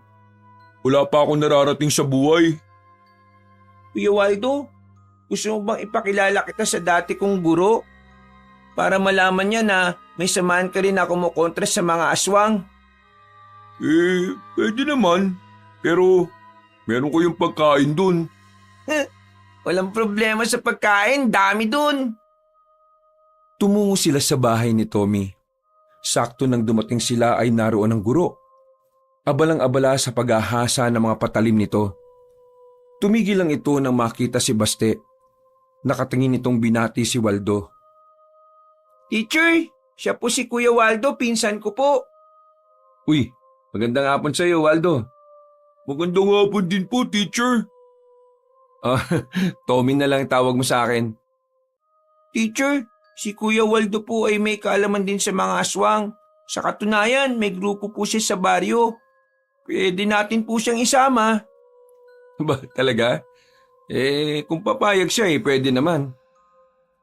Hindi ko kayang bitiwan yung pinakamamahal kong grupo Pero sa mga sandaling ito, gusto kong ako ang maging mukha ng samahan namin bilang representative. Kaya kinararangal kong mapabilang. Kuya Waldo, di mo naman po kailangan maging formal Sige, ganito na lang gawin natin. Bubuo na lang tayo ng sarili nating grupo. Hindi na kasi sila magpapasali Sa katunayan, ayaw ka rin nila, Baste. Wala silang tiwala sa'yo kasi nga bata ka lang daw. Pero kumalas na rin ako sa kanila. Iba na yung mga plano nila Sobrang layo na sa mga napag-uusapan namin. 3 lang po tayo. Kakayanin ba natin sila kung 3 lang tayo? Pero kung 4 tayo, pwede natin silang kayanin. Sabay-sabay silang napalingon sa labas ng bakuran nang marinig ang tinig na yon. Arnel? Magkikilala po kayo? Kapatid ko siya. Kumusta, kuya? Akala ko ba matagal mo nang binitiwan ng pagiging manunugis? Wag mo akong tanungin. Magpaliwanag ka sa akin, Bakit ngayon ka lang nagpakita? Ang tagal kong iniisip kung anong nangyari sa'yo nung pinatakas tayo ni Papa at Mama Di tinangay ako sa ilog nun habang natakas tayo. Tinangay ako ng ilog nung habang natakas tayo. Hinabol ko kayo pero nabigo ako. Wag ka mag-alala, nakaligtas naman ako Kita mo naman, di ba? Nasa harapan mo ako ngayon. Anong ginawa mo? Bakit hindi mo kagad ako hinanap? Hinanap kita, no? Pero nakita kong unti-unti mo nang naabot ang pangarap mo. Kaya hindi na kita inabala pa. Ayaw ko maging pabigat sa lahat ng gusto mong gawin. Habang wala ako sa tabi mo, ginagawa ko din yung parte ko para mabigyan ng hustisya yung pagpatay nila sa mga magulang natin. Gumawa rin ako ng sarili kong grupo. Ang kaso nga lang talagas din sila ng mga aswang. Gagi ka. Namiss kita, no? Nagyakapan ng dalawang magkapatid. Nakaramdam naman ng saya si Baste sa mga sandaling yon. Gumaan kahit papaano ang pakiramdam niya. Sana lahat may sweet na kapatid. Kuya, itong batang itong magiging susi natin sa laban. Bakit? Ano mo ba ang tungkol sa mutya niya? Oo, naroon ako nung bumagsak yung tipak ng bulalakaw Pinagtanong-tanong ko sa mga kakilala ko kung anong klase ng mutya ang mula sa bulalakaw. Ang sabi nila, ito raw ang eksaktong pamatay sa mga aswang. Ito lang daw ang nag-iisang mutya na hindi kayang kontrahin ng mga aswang kahit gumamit pa sila ng itim na salamangka. Baste, kailangan mo maging matibay ngayon. Pasensya ka na kasi kabata-bata mo pa. Pero ikaw ang aasahan naming lahat pala dito. Huwag ka mag-alala. Hindi ka naman namin pababayaan Nandito pa rin naman kaming 3 para tulungan ka. Huwag din po kayong mag-alala. Hindi po ako magiging mahina. Lahat po gagawin ko para manalo tayo sa laban. Kung ganun, ihanda na natin ang sarili natin. Pumasok na sila sa loob ng bahay at saka nagsagawa ng kanilang plano. Nagbatuan sila ng mga opinyon. Kahit ang batang si Baste ay nagagawa rin makapagbigay ng suwestyon. Pagdating ng kinagabihan, nakatambay lang sila sa bakuran. Kanya-kanya na silang may hawak ng patalim. Habang ang batang si Basti naman ay kamaulang ang gagamitin sa magiging laban. Pinsan, sigurado ko bang wala kang gagamitin kahit na anong patalim? Kamao lang ang gagamitin ko. Di ko na kailangan pang gumamit ng kahit na anong matalas na bagay. Kakaiba lakas ng mutya ng bulalakaw no? Kahit wala siyang gamit na armas, kakayanin niya.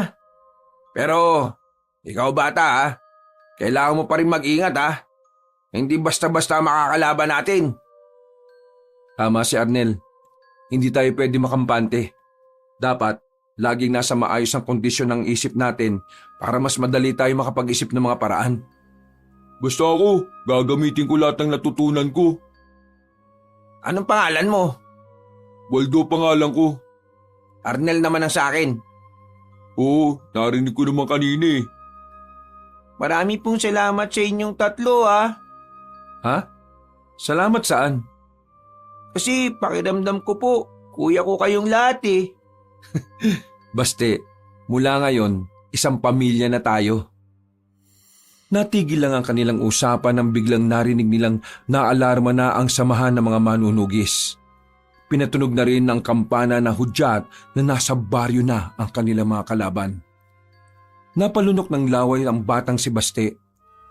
Sa mga puntong ito, nararamdaman na nila ang mutya ng bulalakaw. Tila nagliliyab na ito at handang-handa na ring sumabak sa madugong labanan.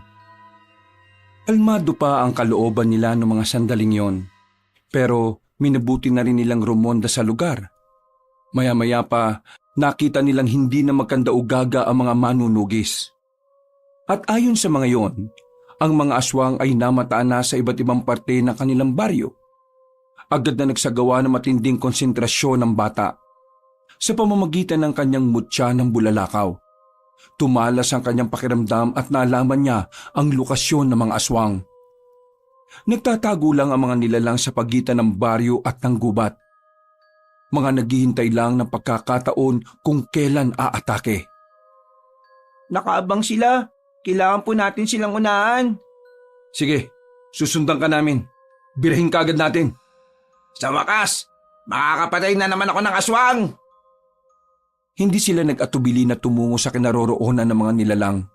Ilang minuto lang pagdating nila doon, nadatnan nga nila ang mga aswang na nagtatago. Bigla silang inatake ng mga yon. Mabuti na lamang ay nakahanda na sila sa mangyayari. Nakipagsagupaan sila. Kitang-kitang mabilis din ang mga aswang kaya hindi naging madali para sa kanila na saglitin ang laban. Bukod kasi sa mabibilis sa mga yon, lumalamang pa ang mga aswang dahil sa mga nagtataasang puno na pinagtataguan ng mga yon. Kakaiba mga aswang to. Parang pinagandaan din nila ang pagharap natin. Alam na siguro nila ang tungkol sa mutya ng bulalakaw. Ang babaeng may pangalan na Carmina, nakalaban ko na siya pero nakatakas siya Siguro siya ang nagsabi sa mga kasama niya tungkol sa akin at tungkol na rin sa mutya ng bulalakaw. Biglang may lumitaw na aswang sa gilid ni Baste. Akmang sasakmalin siya nito pero dahil nakahanda naman ang bata, nagawa niya itong ilagan. Sinuntok niya ng malakas ang mukha ng aswang. Narinig pa nilang tumunog ang panga ng aswang. Bumagsak sa lapag at nangisay-ngisay at tuluyan ng namatay. Pabirang lakas yan, Baste! Alerto! Lumabas na ang aswang at sabay-sabay na lumusob sa kanila. Nakipagsabayan ng 4 sa mga yon.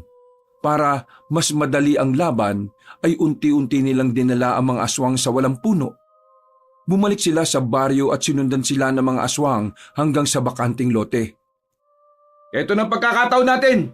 Wala na silang pagtataguan! Muling umatake ang mga nilalang. Namamangha ang 3 binata nang makita nilang ginagamitan lamang ni Baste ng kamao ang mga nakakaharap nito. Lahat ng iyon ay bumubulagta. Namamatay kahit suntok lang ang ginagawa ng bata. Mga ilang sandali pa, naubos na rin nila ang unang hanay ng mga aswang. May tinamon na rin naman silang sugat, pero hindi naman yon malalalim. Ayos lang ba kayo? Tumango lamang silang bilang tugon. Aabante na sana sila sa susunod na pinagtataguan ng mga aswang nang biglang may mga dumating na naman. Isang grupo ng mga aswang na pinamumunuan ng isang babae. Ang babaeng pamilyar kay Baste. Siya yung babaeng yun. Siya ang nakalaban ko nung nasa abandonadong warehouse ako. Insan, sabihin mo nga, mabangis ba ang babaeng yan? Opo, mabangis din siya. Kaya hindi natin siya dapat minamaliit. Pinalibutan sila ng mga aswang. Tila nakikiramdam muna sa kanila ang mga yon. Hindi rin matukoy ng batang si Baste kung ano ang binabalak ng mga kalaban nila. Nagtataka ang mga yon kung bakit nakatayo at nakapalibot sa kanila ang mga aswang. Ano? Naduduwag na ba kayo? Lumapit kayo at magkaalaman na! Walang nagsasalita sa mga aswang. Nanatiling nakatingin lang sa kanila at hindi man lang gumagawa ng kahit na anumang masamang kilos. Naghinala na si Baste sa mga pagkakataong ito. Palagay niya walang balak na umatake sa kanila ang mga aswang na kaharap nila. Napagtanto niya na gusto lamang sila nitong manatili roon para hindi nila mapuntahan agad ang ibang lugar na aatakihin ng mga ito. Kailangan na po nating umalis. Pinatatagal lang nila ang oras natin dito para magkaroon ng pagkakataon ng ibang aswang na umatake sa ibang parte ng lugar natin. Napansin ni Baste na tila nabigla ang babaeng si Carmina. Kaya naman bago sila makaalis doon ay bigla na lamang nagsikilo sa mga aswang. Talagang hindi sila papaalisin ng mga yon. Dito lang kayo. Kami ang kalaban ninyo. Nagsimula muli ang banatan at sa pagkakataong ito, mas naging agresibo ang mga aswang. Kaya ang apat, halos hindi sila makalayo-layo. Magkakadikit lamang sila at magkakatalikuran. Sa ganitong posisyon, nahihirapan ang mga aswang na makalapit sa kanila. Pero alam ni Baste na hindi dapat tumagal ang laban na yon. Nakikita niya kasing tila hindi rin naman handang makipaglaban ng mga aswang. Pinapatagal lang talaga ng mga yon ang pananatili nila roon. Hindi na nagsayang na pagkakataon pa ang batang si Baste. Naglakad dito paabante. Ipinagtaka naman ito ng kanyang mga kasama. Maging ang mga aswang na rin lalo na si Carmina. Baste, anong gagawin mo? Hindi na nagsalita pa ang bata. Huminto ito sa gitna. Ipinikit ang kanyang mga mata at nagsimulang bumulong sa hangin. Ano pang hinihintay niyo mga inutil kayo? Atakihin niyo na ang pupit na yan! Sabay-sabay na lumapit ang mga aswang kay Baste. Pero sa hindi malamang dahilan, hindi nila magawang hawakan ng bata. Napatigil ang mga aswang nang makita nilang umuusok ang kamao ni Baste. Pagdilat ng mga mata nito, sinuntok agad nito ang isang aswang na umatake sa kanya. Nabali ang ulo ng aswang. Bagay na ikinagulat din ng iba pa. Pero hindi pa nakontento si Baste. Hanggat nakikita niyang buhay ang mga aswang, hindi siya magdadalawang isip na gamitin ang kanyang lakas. Nilampaso niya ang mga aswang, binalibag, tinadyakan at pinagbababasag niya ang mukha ng mga yon. Ang mga natitirang aswang, natutong matakot sa bata. Nawala ang pagkabangis ng mga yon. Hindi na magawa pang makaatake. Baka tuwag ba kayo? Atakihin niyo ang batang yan! Bata lang yan! Nagalit ang babaeng si Carmina. Kaya sa mga sandaling ito, napilitan na lamang din itong magpalit ng anyo para harapin ang bata. Masyado ka na masakit sa ulo ko, bata ka! Alam ko pong hindi ikaw ang pinakapinuno ng mga aswang. Nabasa ko sa mga matumuno na meron ka pang isang sinasamba. Nasaan ang pinuno ninyo? Ang kapal naman ang mukha mong itanong sa akin ng bagay na yan. Sino ka ba sa akala mo para makaharap ang pinuno namin? Isa ka lang batang aksidenteng pinagkalooban ng mutya. Hindi mo siya kakayanin kapag nakaharap mo na siya. Kakayanin ko ang pinuno ninyo kasi nasa likuran ko po ang taong nagmamahal at sumusuporta sa akin. Pati na rin ang mga tao ng bayan na ito. Kuya, kanya ba talaga magsalita ang batang yan? Parang bayani, oh. Isa naman talaga siyang bayani. Siya ang magiging pangunahing bayani ng bayan na ito. Hindi nagtagal, gumapang ng mabilis ang dalaga patungo sa bata. Pumaibabaw si Carmina sa batang si Baste. Pero tinadyakan lang ito palayo. Nang makabangang si Baste, ito naman nung lumapit sa dalaga. Nahawakan ng bata ang damit ni Carmina na siya naman itong hinilan ng malakas. Hinambalos niya ang babae sa lapag. Pagkatapos, pinakawalan ni Baste ang malakas nitong suntok sa mukha ng dalaga. Sa lakas ng suntok, tumabingi na ang matangos na ilong ng babaeng aswang. Walang iya ka! Walang iya kang bata ka! Sinira mo magandang ilong ko! Wala pa po yung kumpara sa mga buhay na nasira ninyo! Wala akong pakialam! Papatayin kita! Papatayin kita! Nangisay ang dalaga. May mga tumunog na buto sa katawan nito. Kasunod nito ay ang bahagyang paglaki ng mga muscle ni Carmina. Palagay ng bata, yun ang huling pagpapalitan nyo ng babae. Naku, mukhang delikado na rito. Kailangan na nating umalis, Basti.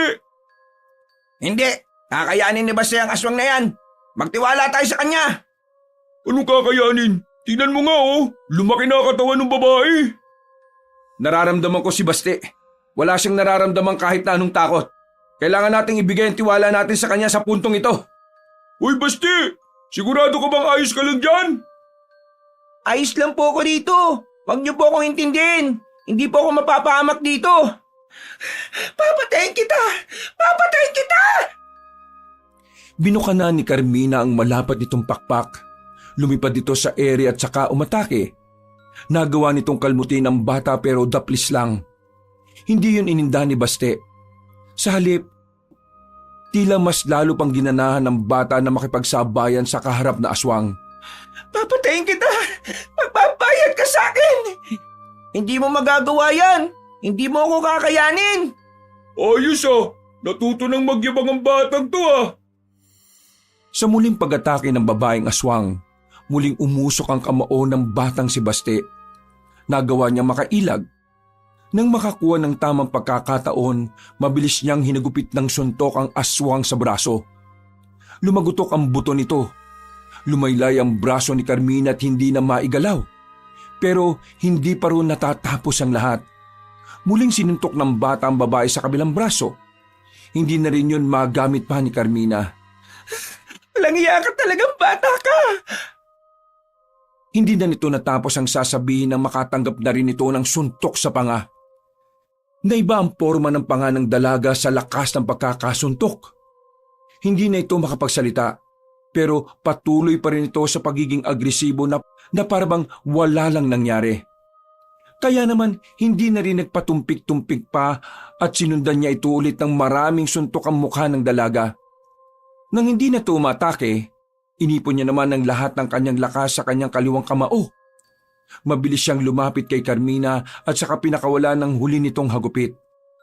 Pinatama niya sa dibdib ang suntok niya. At dahil doon, tuluyan ng tumumba si Carmina at nalagutan na ito ng hininga. Hingal na hingal ang batang si Baste, pero sulit ang pagod nila sa mga oras na yon. Lahat kasi ng mga aswang na kinalaban nila ay nalagas na nila. Pero dahil hindi pa tapos ang laban, hindi pa rin sila naging kampante. Nagmamadali silang nilisan ng lugar na yon at pinuntahan ng iba pang pinagtataguan ng mga nilalang. Pero bigo na silang maabutan ng mga aswang. Parang nakaramdam na ang mga aswang na natalo na ang isa sa tinuturing nilang pinuno. Kaya naman, minabuti na lamang nilang ipahinga na muna ang sandaling yon. Pinaubayan na lamang nila sa ibang manunugis ang pagtugis sa mga natitirang aswang sa gubat. Magkakaharap sila ngayon sa bakuran habang nagpapahinga. Si Baste, normal lang at parang hindi man lang nakaramdam ng pagod. Ang bilis nitong nakarecover sa laban. Parang wala lang nangyari. Basti, ayos ka lang ba? Wala ka bang malalang sugat? Daplis lang naman po ito at nalinisan ko na rin naman po. Ang galing mo kanina, Basti. Pinabilib mo ako ng sobra. Talagang ang karapat-dapat ka para sa mutya ng bulalakaw na yan. Hindi po ako magaling. Yung mutya po. Siya pong dahilan ng lahat kung paano ko nalabanan ng maayos ang mga aswang. Magaling ka pa rin. Kasi alam mo kung bakit? Hindi ka naman kikilalanin ng mutya kapag alam nilang hindi ka magaling Alam mo, ang mga mutya, parang tao rin yan. Mapili din sila sa magiging amo nila. Kaya swerte mo kasi ikaw ang napili. Biruin mo, ang daming pwedeng bagsakan ng bulalakaw sa harapan mo pa talaga. Ibig sabihin, ikaw talagang itinakda. Marami pong salamat sa mga sinabi ninyo. Pero hindi pa po tapos ang laban Alam ko pong pagkatapos nitong panalo natin, mas lalo makakaroon ng dahilan ng mga aswang para mas maggasik ng lagim. Huwag kang mag-alala, Baste. Alam kong kasama natin ang Panginoon sa laban na ito. Ngumiti na lamang ng papilit ang bata. Matapos ang pag-uusap na yon, ay nakapagpahinga na rin si Baste. Mahimbing ang tulog niya habang ang tatlong lalaki ay nasa bakuran lang. Nag-uusap at isinasabay na rin ang pagbabantay. Kinaumagahan, naisipan ni Baste na pumasyal sa kanilang baryo. At dahil delikadong lalakad siyang mag-isa, sumama na sa kanya ang tatlong binata. Pagdating nila sa baryo nila, ay wala pa rin namang nagbago. Maingay, magulo, at kahit maaga pa lang, maririnig na agad ang mga nagbabangayan na mag-asawa. Walang bakas ng kaguluhan doon ng mga aswang.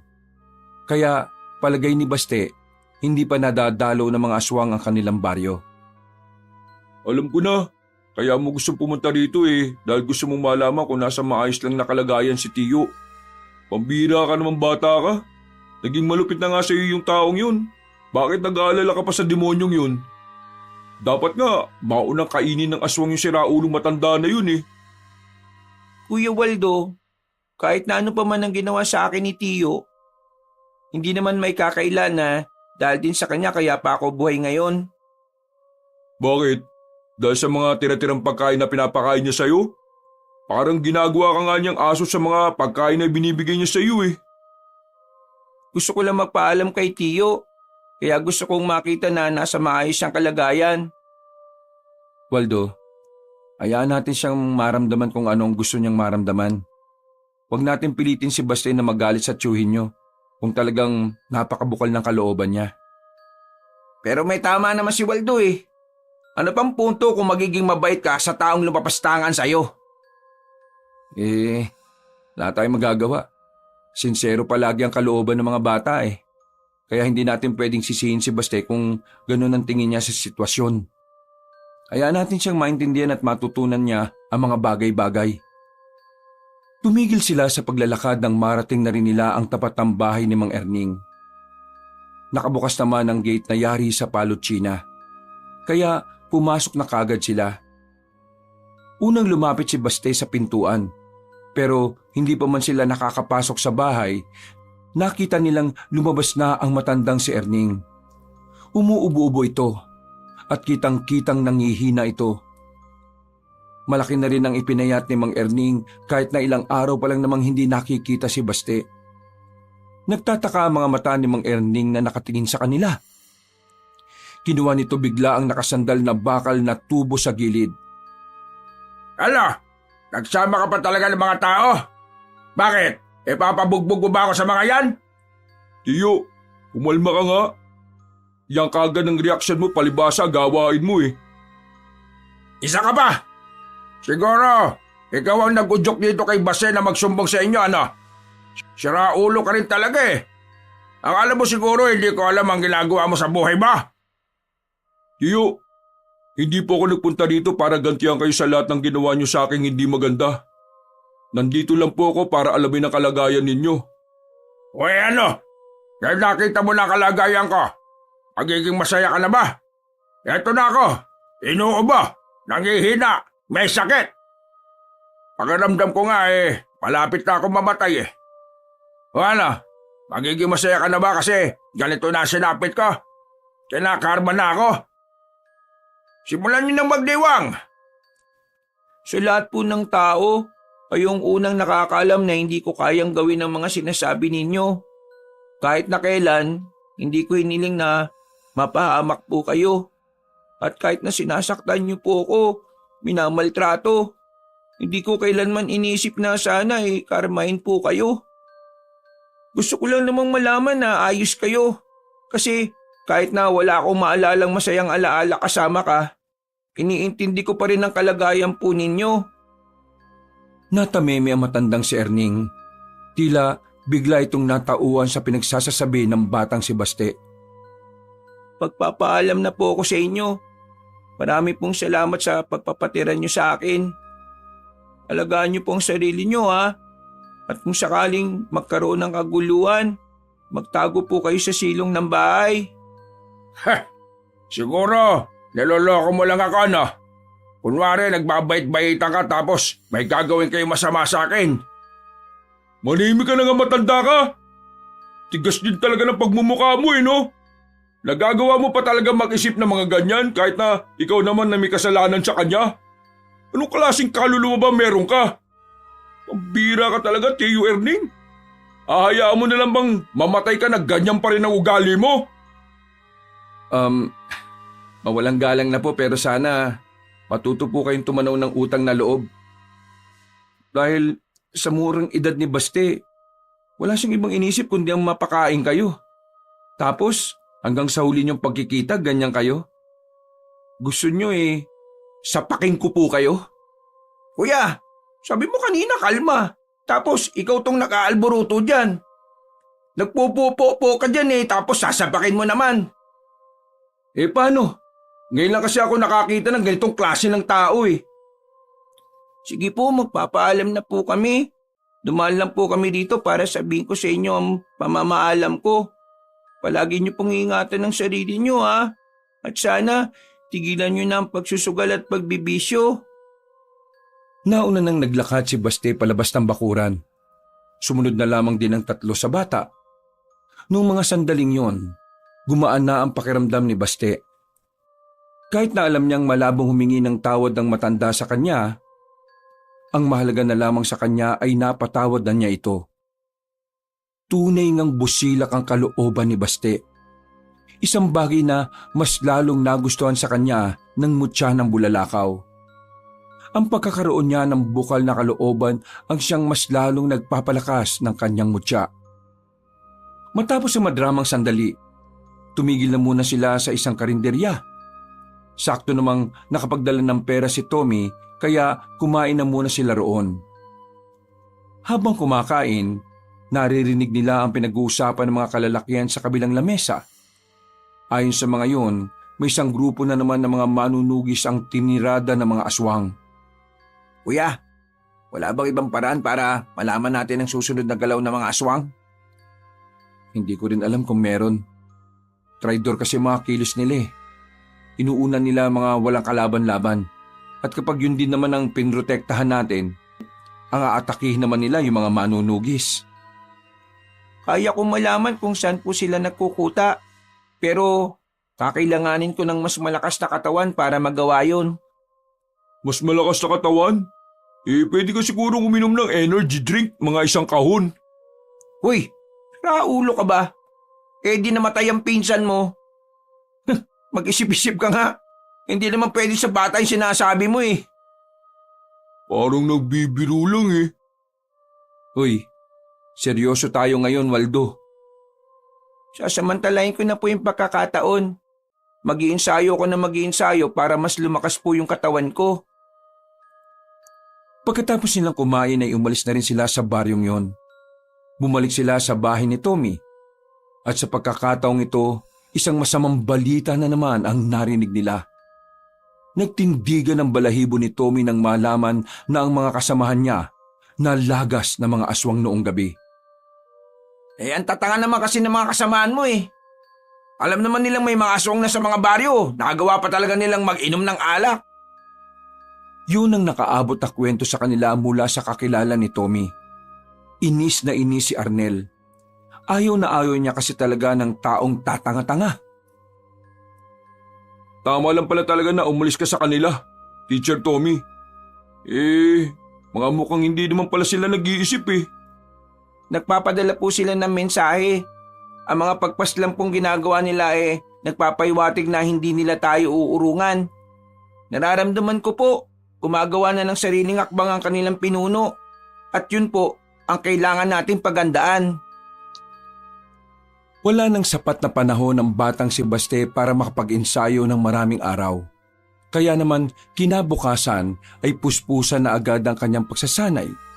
Mas pinalakas niya ang kanyang pangangatawan. Sinamantala niya ang pagkakataon na wala pang paramdam ang mga nilalang ng kadiliman. Hapon lang nakapagpahinga ang bata noong mga sandaling yon. Pero dahil sa mutya ng bulalakaw, mabilis lang naman siyang nakaka-recover. Kaya ko na ulit. Magsasanay na po ako. Baste, huwag mo isagan ang sarili mo ha. Baka bigla ka naman magkasakit niyan. Kinagabayan naman po ko ng mutya eh. Kahit pa. Kung minsan, pati ang mutya ay napapagod din. Kapag ang nangangalaga sa kanya ay napapagod. Tumango na lamang si Baste. Sinunod niya ang sinabi ni Tommy. Umupo na lamang siya sa gilid ng malaking bato. Hindi pa po ba nakakabalik si Kuya Waldo at Kuya Arnel? Hintayin na lang natin sila. Ako man din nagugutom na. Sana nakapagdilihensya sila na makakain natin. Gusto niyo po ba manghuli ako ng isda dito sa ilog? Ikaw talaga. Wala namang isda dito sa ilog eh. Bakit po wala? Hindi tumatambay ang mga isda sa tubig na may malakas na agos. Kadalasan, sa mga tubig sila nakalmado. Sayang naman po. Mag-aalas 6 na makabalik ang dalawang binata. Imbis na matuwa si Baste at Tommy dahil makakakain na sila, nawala ang ngiti sa kanilang mga muka nang malaman ang daladala nitong balita. Kuya, yung mga aswang, nasa kabilang baryo. Malapit na sila dito sa baryo natin. Buisit! Pero wait, there's more. Kasama na nila yung kanilang pinuno. Nasa pagkakarinig namin, seryo ang pangalan. Hindi na pala natin sila kailangang hanapin. Sila na mismong lumapit. Kailangan na po nating hanapin ng mga aswang. Pinatunog na ng batang si Baste ang kanyang mga daliri. Handang-handa na siya sa paparating na laban. Wala silang sinayang na pagkakataon. Pinunta na nila ang baryo. Pagdating nila roon, normal pa rin ang lahat. Wala pa silang nararamdaman o nakikitang aswang man lang. Pero hindi na sila naging kampante. Dahil sa pagiging tahimik ng baryo, nararamdaman ni Baste na paparating na ang mga magdadala ng kamatayan ng lahat. Tumayo silang apat sa gitna ng daan. Nakikiramdam, nagmamasid. Alerto na silang lahat. Pero hindi pa rin maiwasan na kabahan. Sa dami ng aswang, alam ni Baste na magiging mahirap sa kanila ang laban. Nandiyan na po sila. Humigpit ang hawak ng 3 binata sa kanilang mga sandata. Nagsimulang dumaloy ang kaba sa kanilang kalooban nang magpakita na sa kanila ang pinuno ng mga aswang. Kaswalang itong naglakad at tumigil sa harapan nila. Wala itong ibang kasama. Ikaw ba ang nagmamay-ari ng mutya ng bulalakaw? Ako nga po. Kung ako sa'yo, huwag ka lang makialam sa gusto kong mangyari. Bata ka pa, marami ka pang maabot sa buhay. Pero hindi mo magagawa yon kung ngayon mamamatay ka. Isa lang naman po ang gusto kong gawin eh. Yun ay ang ipagtanggol at ang kaligtasan ng mga tao. Umawa ng mahina si Mang Seryo. Minalit nito ang ambisyon ng bata na makuha ang kapayapaan. Sa tagal na kasing aswang ni Mang Seryo, ito ang unang pagkakataon na nakatagpo matanda ng batang nangangalaga sa mutya. Hindi ko na kailangan magsayang pa ng oras sa inyo. Wala sa inyo ang makakapantay sa lakas ko. Mga kasama, tapusin niyo na ang mga ito!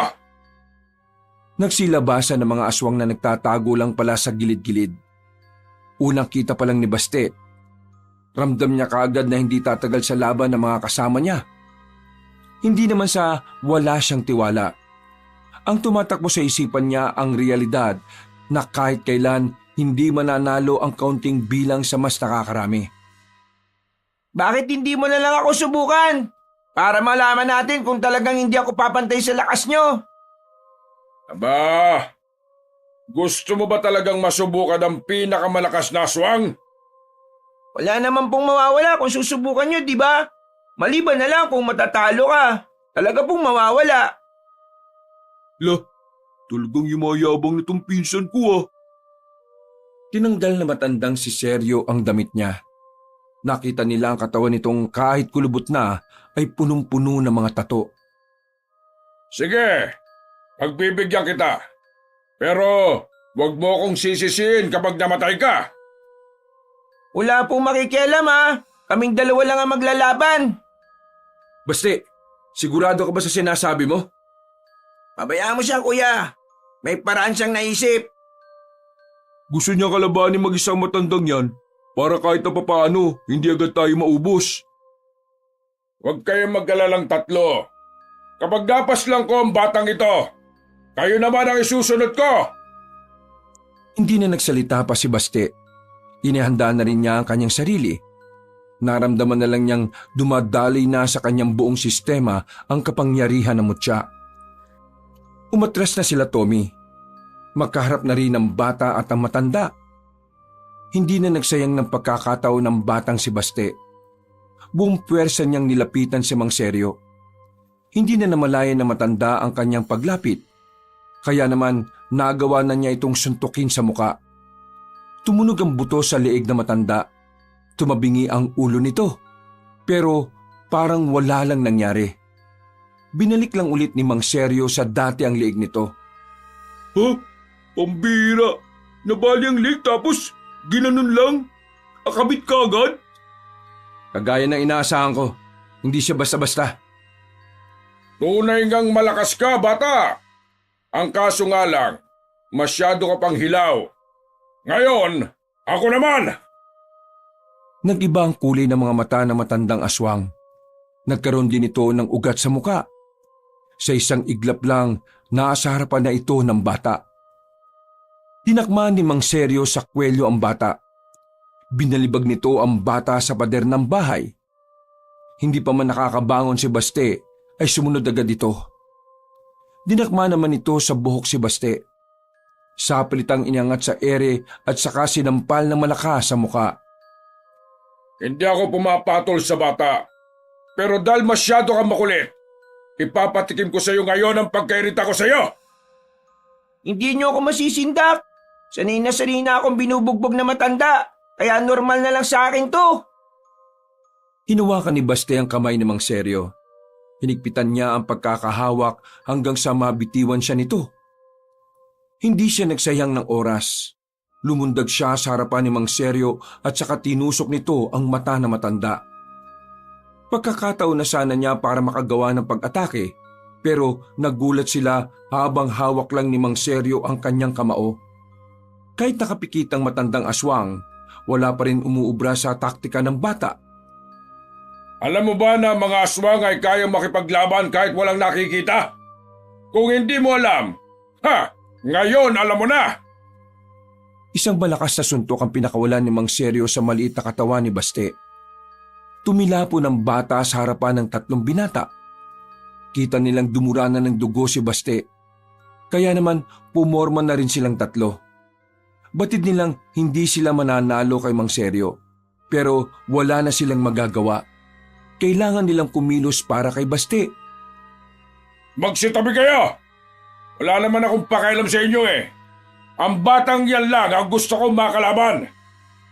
Nakita mo ng lupay-pay na, di ba? Hindi kami lalaban sa iyo ngayon. Wala kayong karapatan na lumaban sa katulad kong mataas ang antas. Lumayas kayo sa daraanan ka! Mataas na antas pinagsasabi mo. Bakit? Presidente ka ba? Kwento mo sa panot. Mga kasama, lapain niyo ang mga yan! Umangil lang sabay-sabay ang mga aswang sa paligid. Hinanda na ng tatlong lalaki ang kanilang sarili. Numero 1 misyon natin sa oras na to. Protektahan si Baste ha. Siya lang ang pag-asa natin. Lalaban tayo para sa kanya ngayon, hanggang sa kamatayan. Habang namimilipit ang bata sa sakit, nagsimula na ring umatake ang mga aswang. Kitang-kita ni Baste kung papaanong mahirapan ang kanyang mga kasama. Habang tumatagal ang laban, dumadami na rin ang sugat na natatamo ng tatlong binata.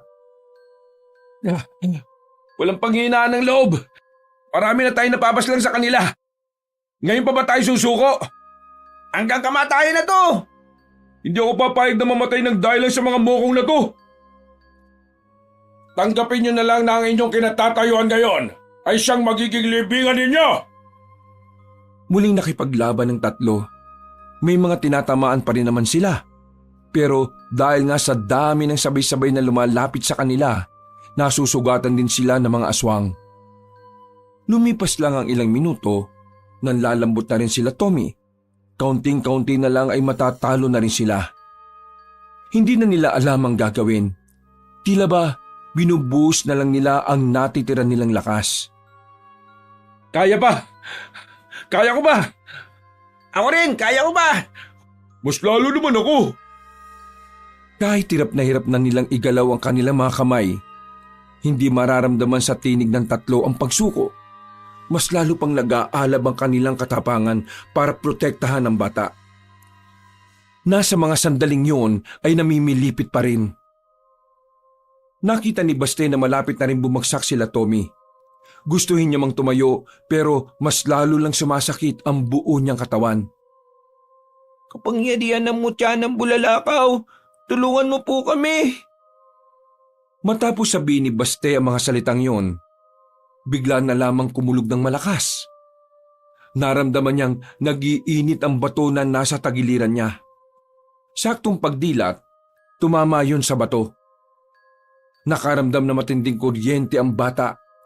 Nangisay-ngisay ito sandali. Dahil dito, inakala naman nilang napahamak na si Baste. Maging si Mang Seryo din ay tumawa na lang sa sinapit ng bata. Pero ang hindi nila alam, ang kidlat pala na yun na kaloob ng kalikasan ang siyang magdadala ng kalakasan sa mutya ng bulalakaw para harapin ang mga aswang. Lalong-lalo na ang pinuno na si Mang Seryo. Bumangon ang bata, umuusok pa ang katawan nito. Nakatingin sa kanyang dalawang kamay.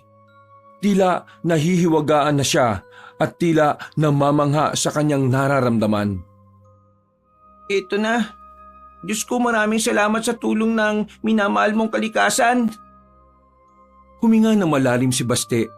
Magsasalita pa sana si Mang Seryo pero nagulat siya nang muling lumiwanag ang paligid dahil sa kidlat. Nang mawala ang liwanag, nakita niyang nakahandusay na ang mga kasamahan niyang aswang. Sa puntong ito, natuwa ang matandang aswang. Pakiramdam kasi nito ay sulit na ang pakikipaglaban niya kay Baste. Pinahanga mo na naman ako. Ngayon, nakakasiguro na ako magiging masaya ako sa magiging laban natin. Ako si Seryo, ang pinuno ng mga aswang. Dinideklara ko na ang lahat ng nakalaban ko, ikaw ang pinakamalakas! Sumigaw ng malakas sa matandang aswang. Pinakita na nito ang malahalimaw nitong anyo. Nagkaroon pa ito ng sungay na paikot, na parabang gaya ng sakambing. Lumaki rin ang kamay nito. Kayang-kaya nitong dakmain ang muka ng kahit na sino. Halika! Lumapit ka sa akin ng... Bumaon na lamang ang kamay ni Baste sa tagiliran ng matandang aswang. Kahit na matigas ang katawan nito ay nagawa pa rin ni Baste na masaktan si Mang Seryo. Tumilapo na matanda sa mga drum. Pero agad din naman itong bumangon.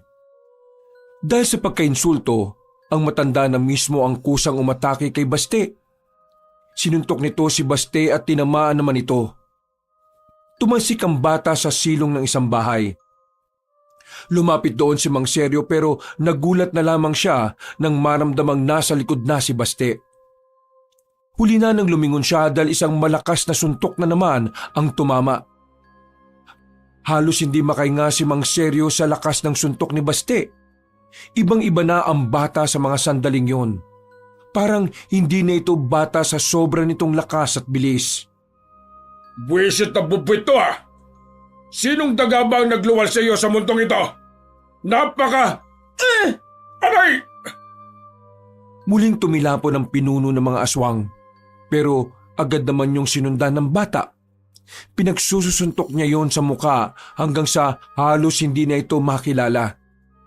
Tatapusin na sana ni Baste matandang aswang, ang kaso nga lang ay nakakalas na ito sa kanya. Tingin mo sa akin, tanga! Hindi ako papayag na mapaslang lang ng isang kagaya mong bata! Hindi ko rin nahayaan na magtagumpay ang masamang plano mo. Kaya ngayon pa lang, pipigilan na kita, Manong! Huwag mo akong matawag-tawag na Manong! Lumundag na mataas si Mang Seryo. Buong akala ni Baste ay siya ang aatakihin nito. Pero nilagpasan lang siya nito. Nanlaki na lamang ang mata ni Baste nang makitang nahablot na matandang aswang si Waldo. Papaslangin ko ang taong ito kapag may ginawa ka pang hindi ko magugustuhan! Sige! Basti, huwag ka makikinig sa bukog na ito! Gawin mo lang ang gusto mong gawin! Biglang napapaisip si Baste. Si Waldo na lang kasi ang natitira niyang pamilya. Kaya naman, hindi niya rin alam kung kaya niya bang mawala si Waldo. Uy, Basti! Huwag mo akong intindihin ha! Masaya ako mamamatay kung matatalo mo tong matandang ito! Makakawalan ko ang taong ito kung ibibigay mo sa akin ang mutya ng bulalakaw! Huwag ka makikinig sa kanya! Baste, ibigay mo na sa kanya ang mutya. Mas mahalaga ang buhay ni Waldo.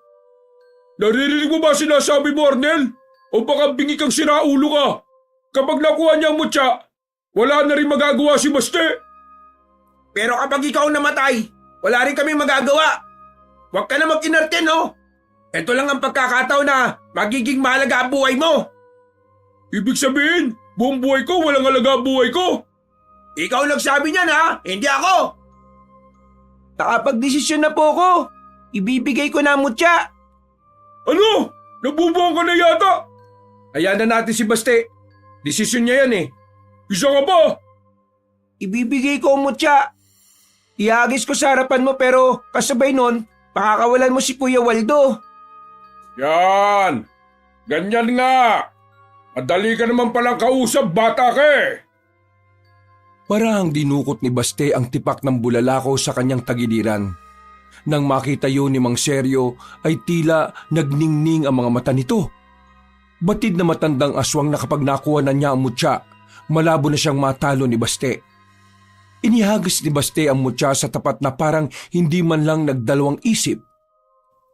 Oh, ayan ang mutya ng bulalakaw. Pakawala mo na si Kuya Waldo ko. Tumatawa-tawa pang itinulak ni Mang Seryo si Waldo. Nang masiguro ni Baste na ligtas na ang kanyang pinsan, saka sumilay ang nakakalokong ngiti niya. Pagdampot ni Mang Seryo sa mutya, nagulat ito nang bigla siyang mapaso. Kasing init ng nagbabagang metal ang init ng batong yon. Hindi mo ba alam na ang mutya ng bulalakaw ay hindi nagpapawak sa ibang tao o nilalang? Kaya naman, malabong mahawakan mo yan. Sa madaling sabi, naisahan kita. Bigla na lamang lumutang ang bato at saka tumungo sa direksyon ni Baste. Hinawakan niya ulit yun. Hindi ubra ang naisip mong paraan, Mang Seryo. At dahil alam kong mas uunahin mo ang mga walang laban, sisiguraduhin ko nang hindi mo na yung magagawa pa. Walang iya ka! Niloko mo ko! Tuso kang bata ka! Ang sabi nila, mapanlin lang daw ang mga aswang. Pero ngayon, napatunayan natin na mas mapanlin lang ang mga tao. Kaya sa susunod niyong buhay, hindi na kayo dapat magtiwala sa mga tao. Paalam po sa inyo! Muling pumorma ang batang si Baste. Nakita nilang tila umuusok ang kamao nito. Nagkaroon din ng malakas na hangin na pumapalibot sa bata. Ha? Ano yan? Ipo-ipo? Gumilit sila Tommy sa pagkakataong yon. Nang mawala ang malakas na hangin, mabilis na nilapitan ni Baste ang matandang si Seryo. Sinuntok niya ito ng malakas sa dibdib. Nang makita ni Baste na sumuka na ng dugo ang pinuno ng mga aswang, ginamit naman niya ang kaliwang kamao niya. Sinuntok niya ulit si Mang Seryo at sa pagkakataong yon ay tumilapon na ang matanda. Sumadsad pa ito sa lupa at saka tumama sa pader ng bahay. Hindi maaari. Hindi ako pwedeng matalo na isang bata lang. Hindi na bata ang isang batang kinapitan ng malakas na mutya. Una pa lang, ay alam niyo na yun dapat. Tuwang-tuwa ang matandang si Seryo. Bagay na ikinugulo naman ang isipan ng tatlong lalaki. Habang si Baste naman nakatingin lang sa nakahigang si Seryo. Akala niyo ba matatapos na ang angkan naming mga aswang kapag pinaslang niyo ako? Hindi! Isa lang akong sanga. Hindi niyo pa nahahanap ang puno. Kung kinakailangan na baliin namin ang sanga ng puno na sinasabi mo, gagawin ko yun ng paulit-ulit. Nilapitan ni Baste si Mang Seryo. Hinawakan niya ang matanda sa kwelyo at pinaupo. Isinandal niya yun sa pader. Unti-unting pumikit ang matandang si Seryo. Buong akala nila ay patay na ang matandang aswang. Pero pagtalikod ni Baste, bigla na lamang yung tumayo at takmang kakagatin nito ang bata. Pero mabilis na nakailag si Baste at saka nagpakawala ng suntok. Sa lakas ng pagkakasuntok niya sa dibdib ni Mang Seryo, lumabas ang buto nito sa likuran. Dahil doon, bumagsak agad ito at sunod-sunod na sumuka ng dugo. Nakatingin ito kay Baste. Mga ilang sandali lang ay nalagutan na ito ng hininga. Lumapit naman sila Tommy sa kanya. Sinilaban nila ng apoy ang katawan ni Mang Seryo. Natapos na natin ang laban. Nagtagumpay na tayo. Magkakahalong emosyon ang nararamdaman nila sa mga sandaling ito. Masaya sila dahil sa wakas, napigilan na nila ang kasamaan ng mga aswang. Malungkot din dahil sa kabila ng kanilang tagumpay, hindi may kakaila na marami din buhay ang nawala. Pagod na pagod ang kanilang katawan ng mga sandaling yon. Lupaypay sila nang makabalik na rin sila ng baryo. Napaiga na lamang sila sa bakuran. Napatingin sa kalangitan at sa mga bituin. Sa wakas, makakatulog na rin ang maimbing. Kung nasaan man ang mga magulang natin, alam kong masaya na sila ngayon. Sana wala nang aswang dito sa atin, oh. Ang hirap ng ginagawa natin, eh. Kung sakali mang may aswang pa rin dito, hindi pa rin ako titigil na gawin ang tungkulin ko bilang tagapangalaga ng mutya ng Bulalakaw. Hindi matatapos ang tungkulin natin sa isang tagumpay lang. Magpapatuloy ito hanggat hindi pa tayo nakakasigurado na wala nang aswang sa bansang ito. Hanip, parang matanda ka na talaga magsalita ngayon, ha? Tama na muna siguro yung usapan na ganito. Tumayo na tayo at gamutin natin ang mga galos natin. Kinaumagahan, bumalik na si Waldo at Baste sa kanilang baryo. Maging sa kanilang baryo, pumutok din ang balita na si Baste at ang 3 binata ang nakatalo sa mga aswang. Dahil dito, nakilala sila sa kanilang kabayanihan. Marami ang humanga sa kanila. Habang naglalakad, nakita nila si Mang Erning. Hindi makatingin ng maayos sa kanila. Pero pasimple itong tumango at ngumiti. Ngumiti na lang din si Baste. Noong mga sandaling yon, sinabi niya sa kanyang sarili na handa na niyang kalimutan ang masamang nakaraan niya. Gusto niyang simulan ang kanyang bagong buhay kasama ang mga taong tunay na nagmamahal sa kanya. Wakas.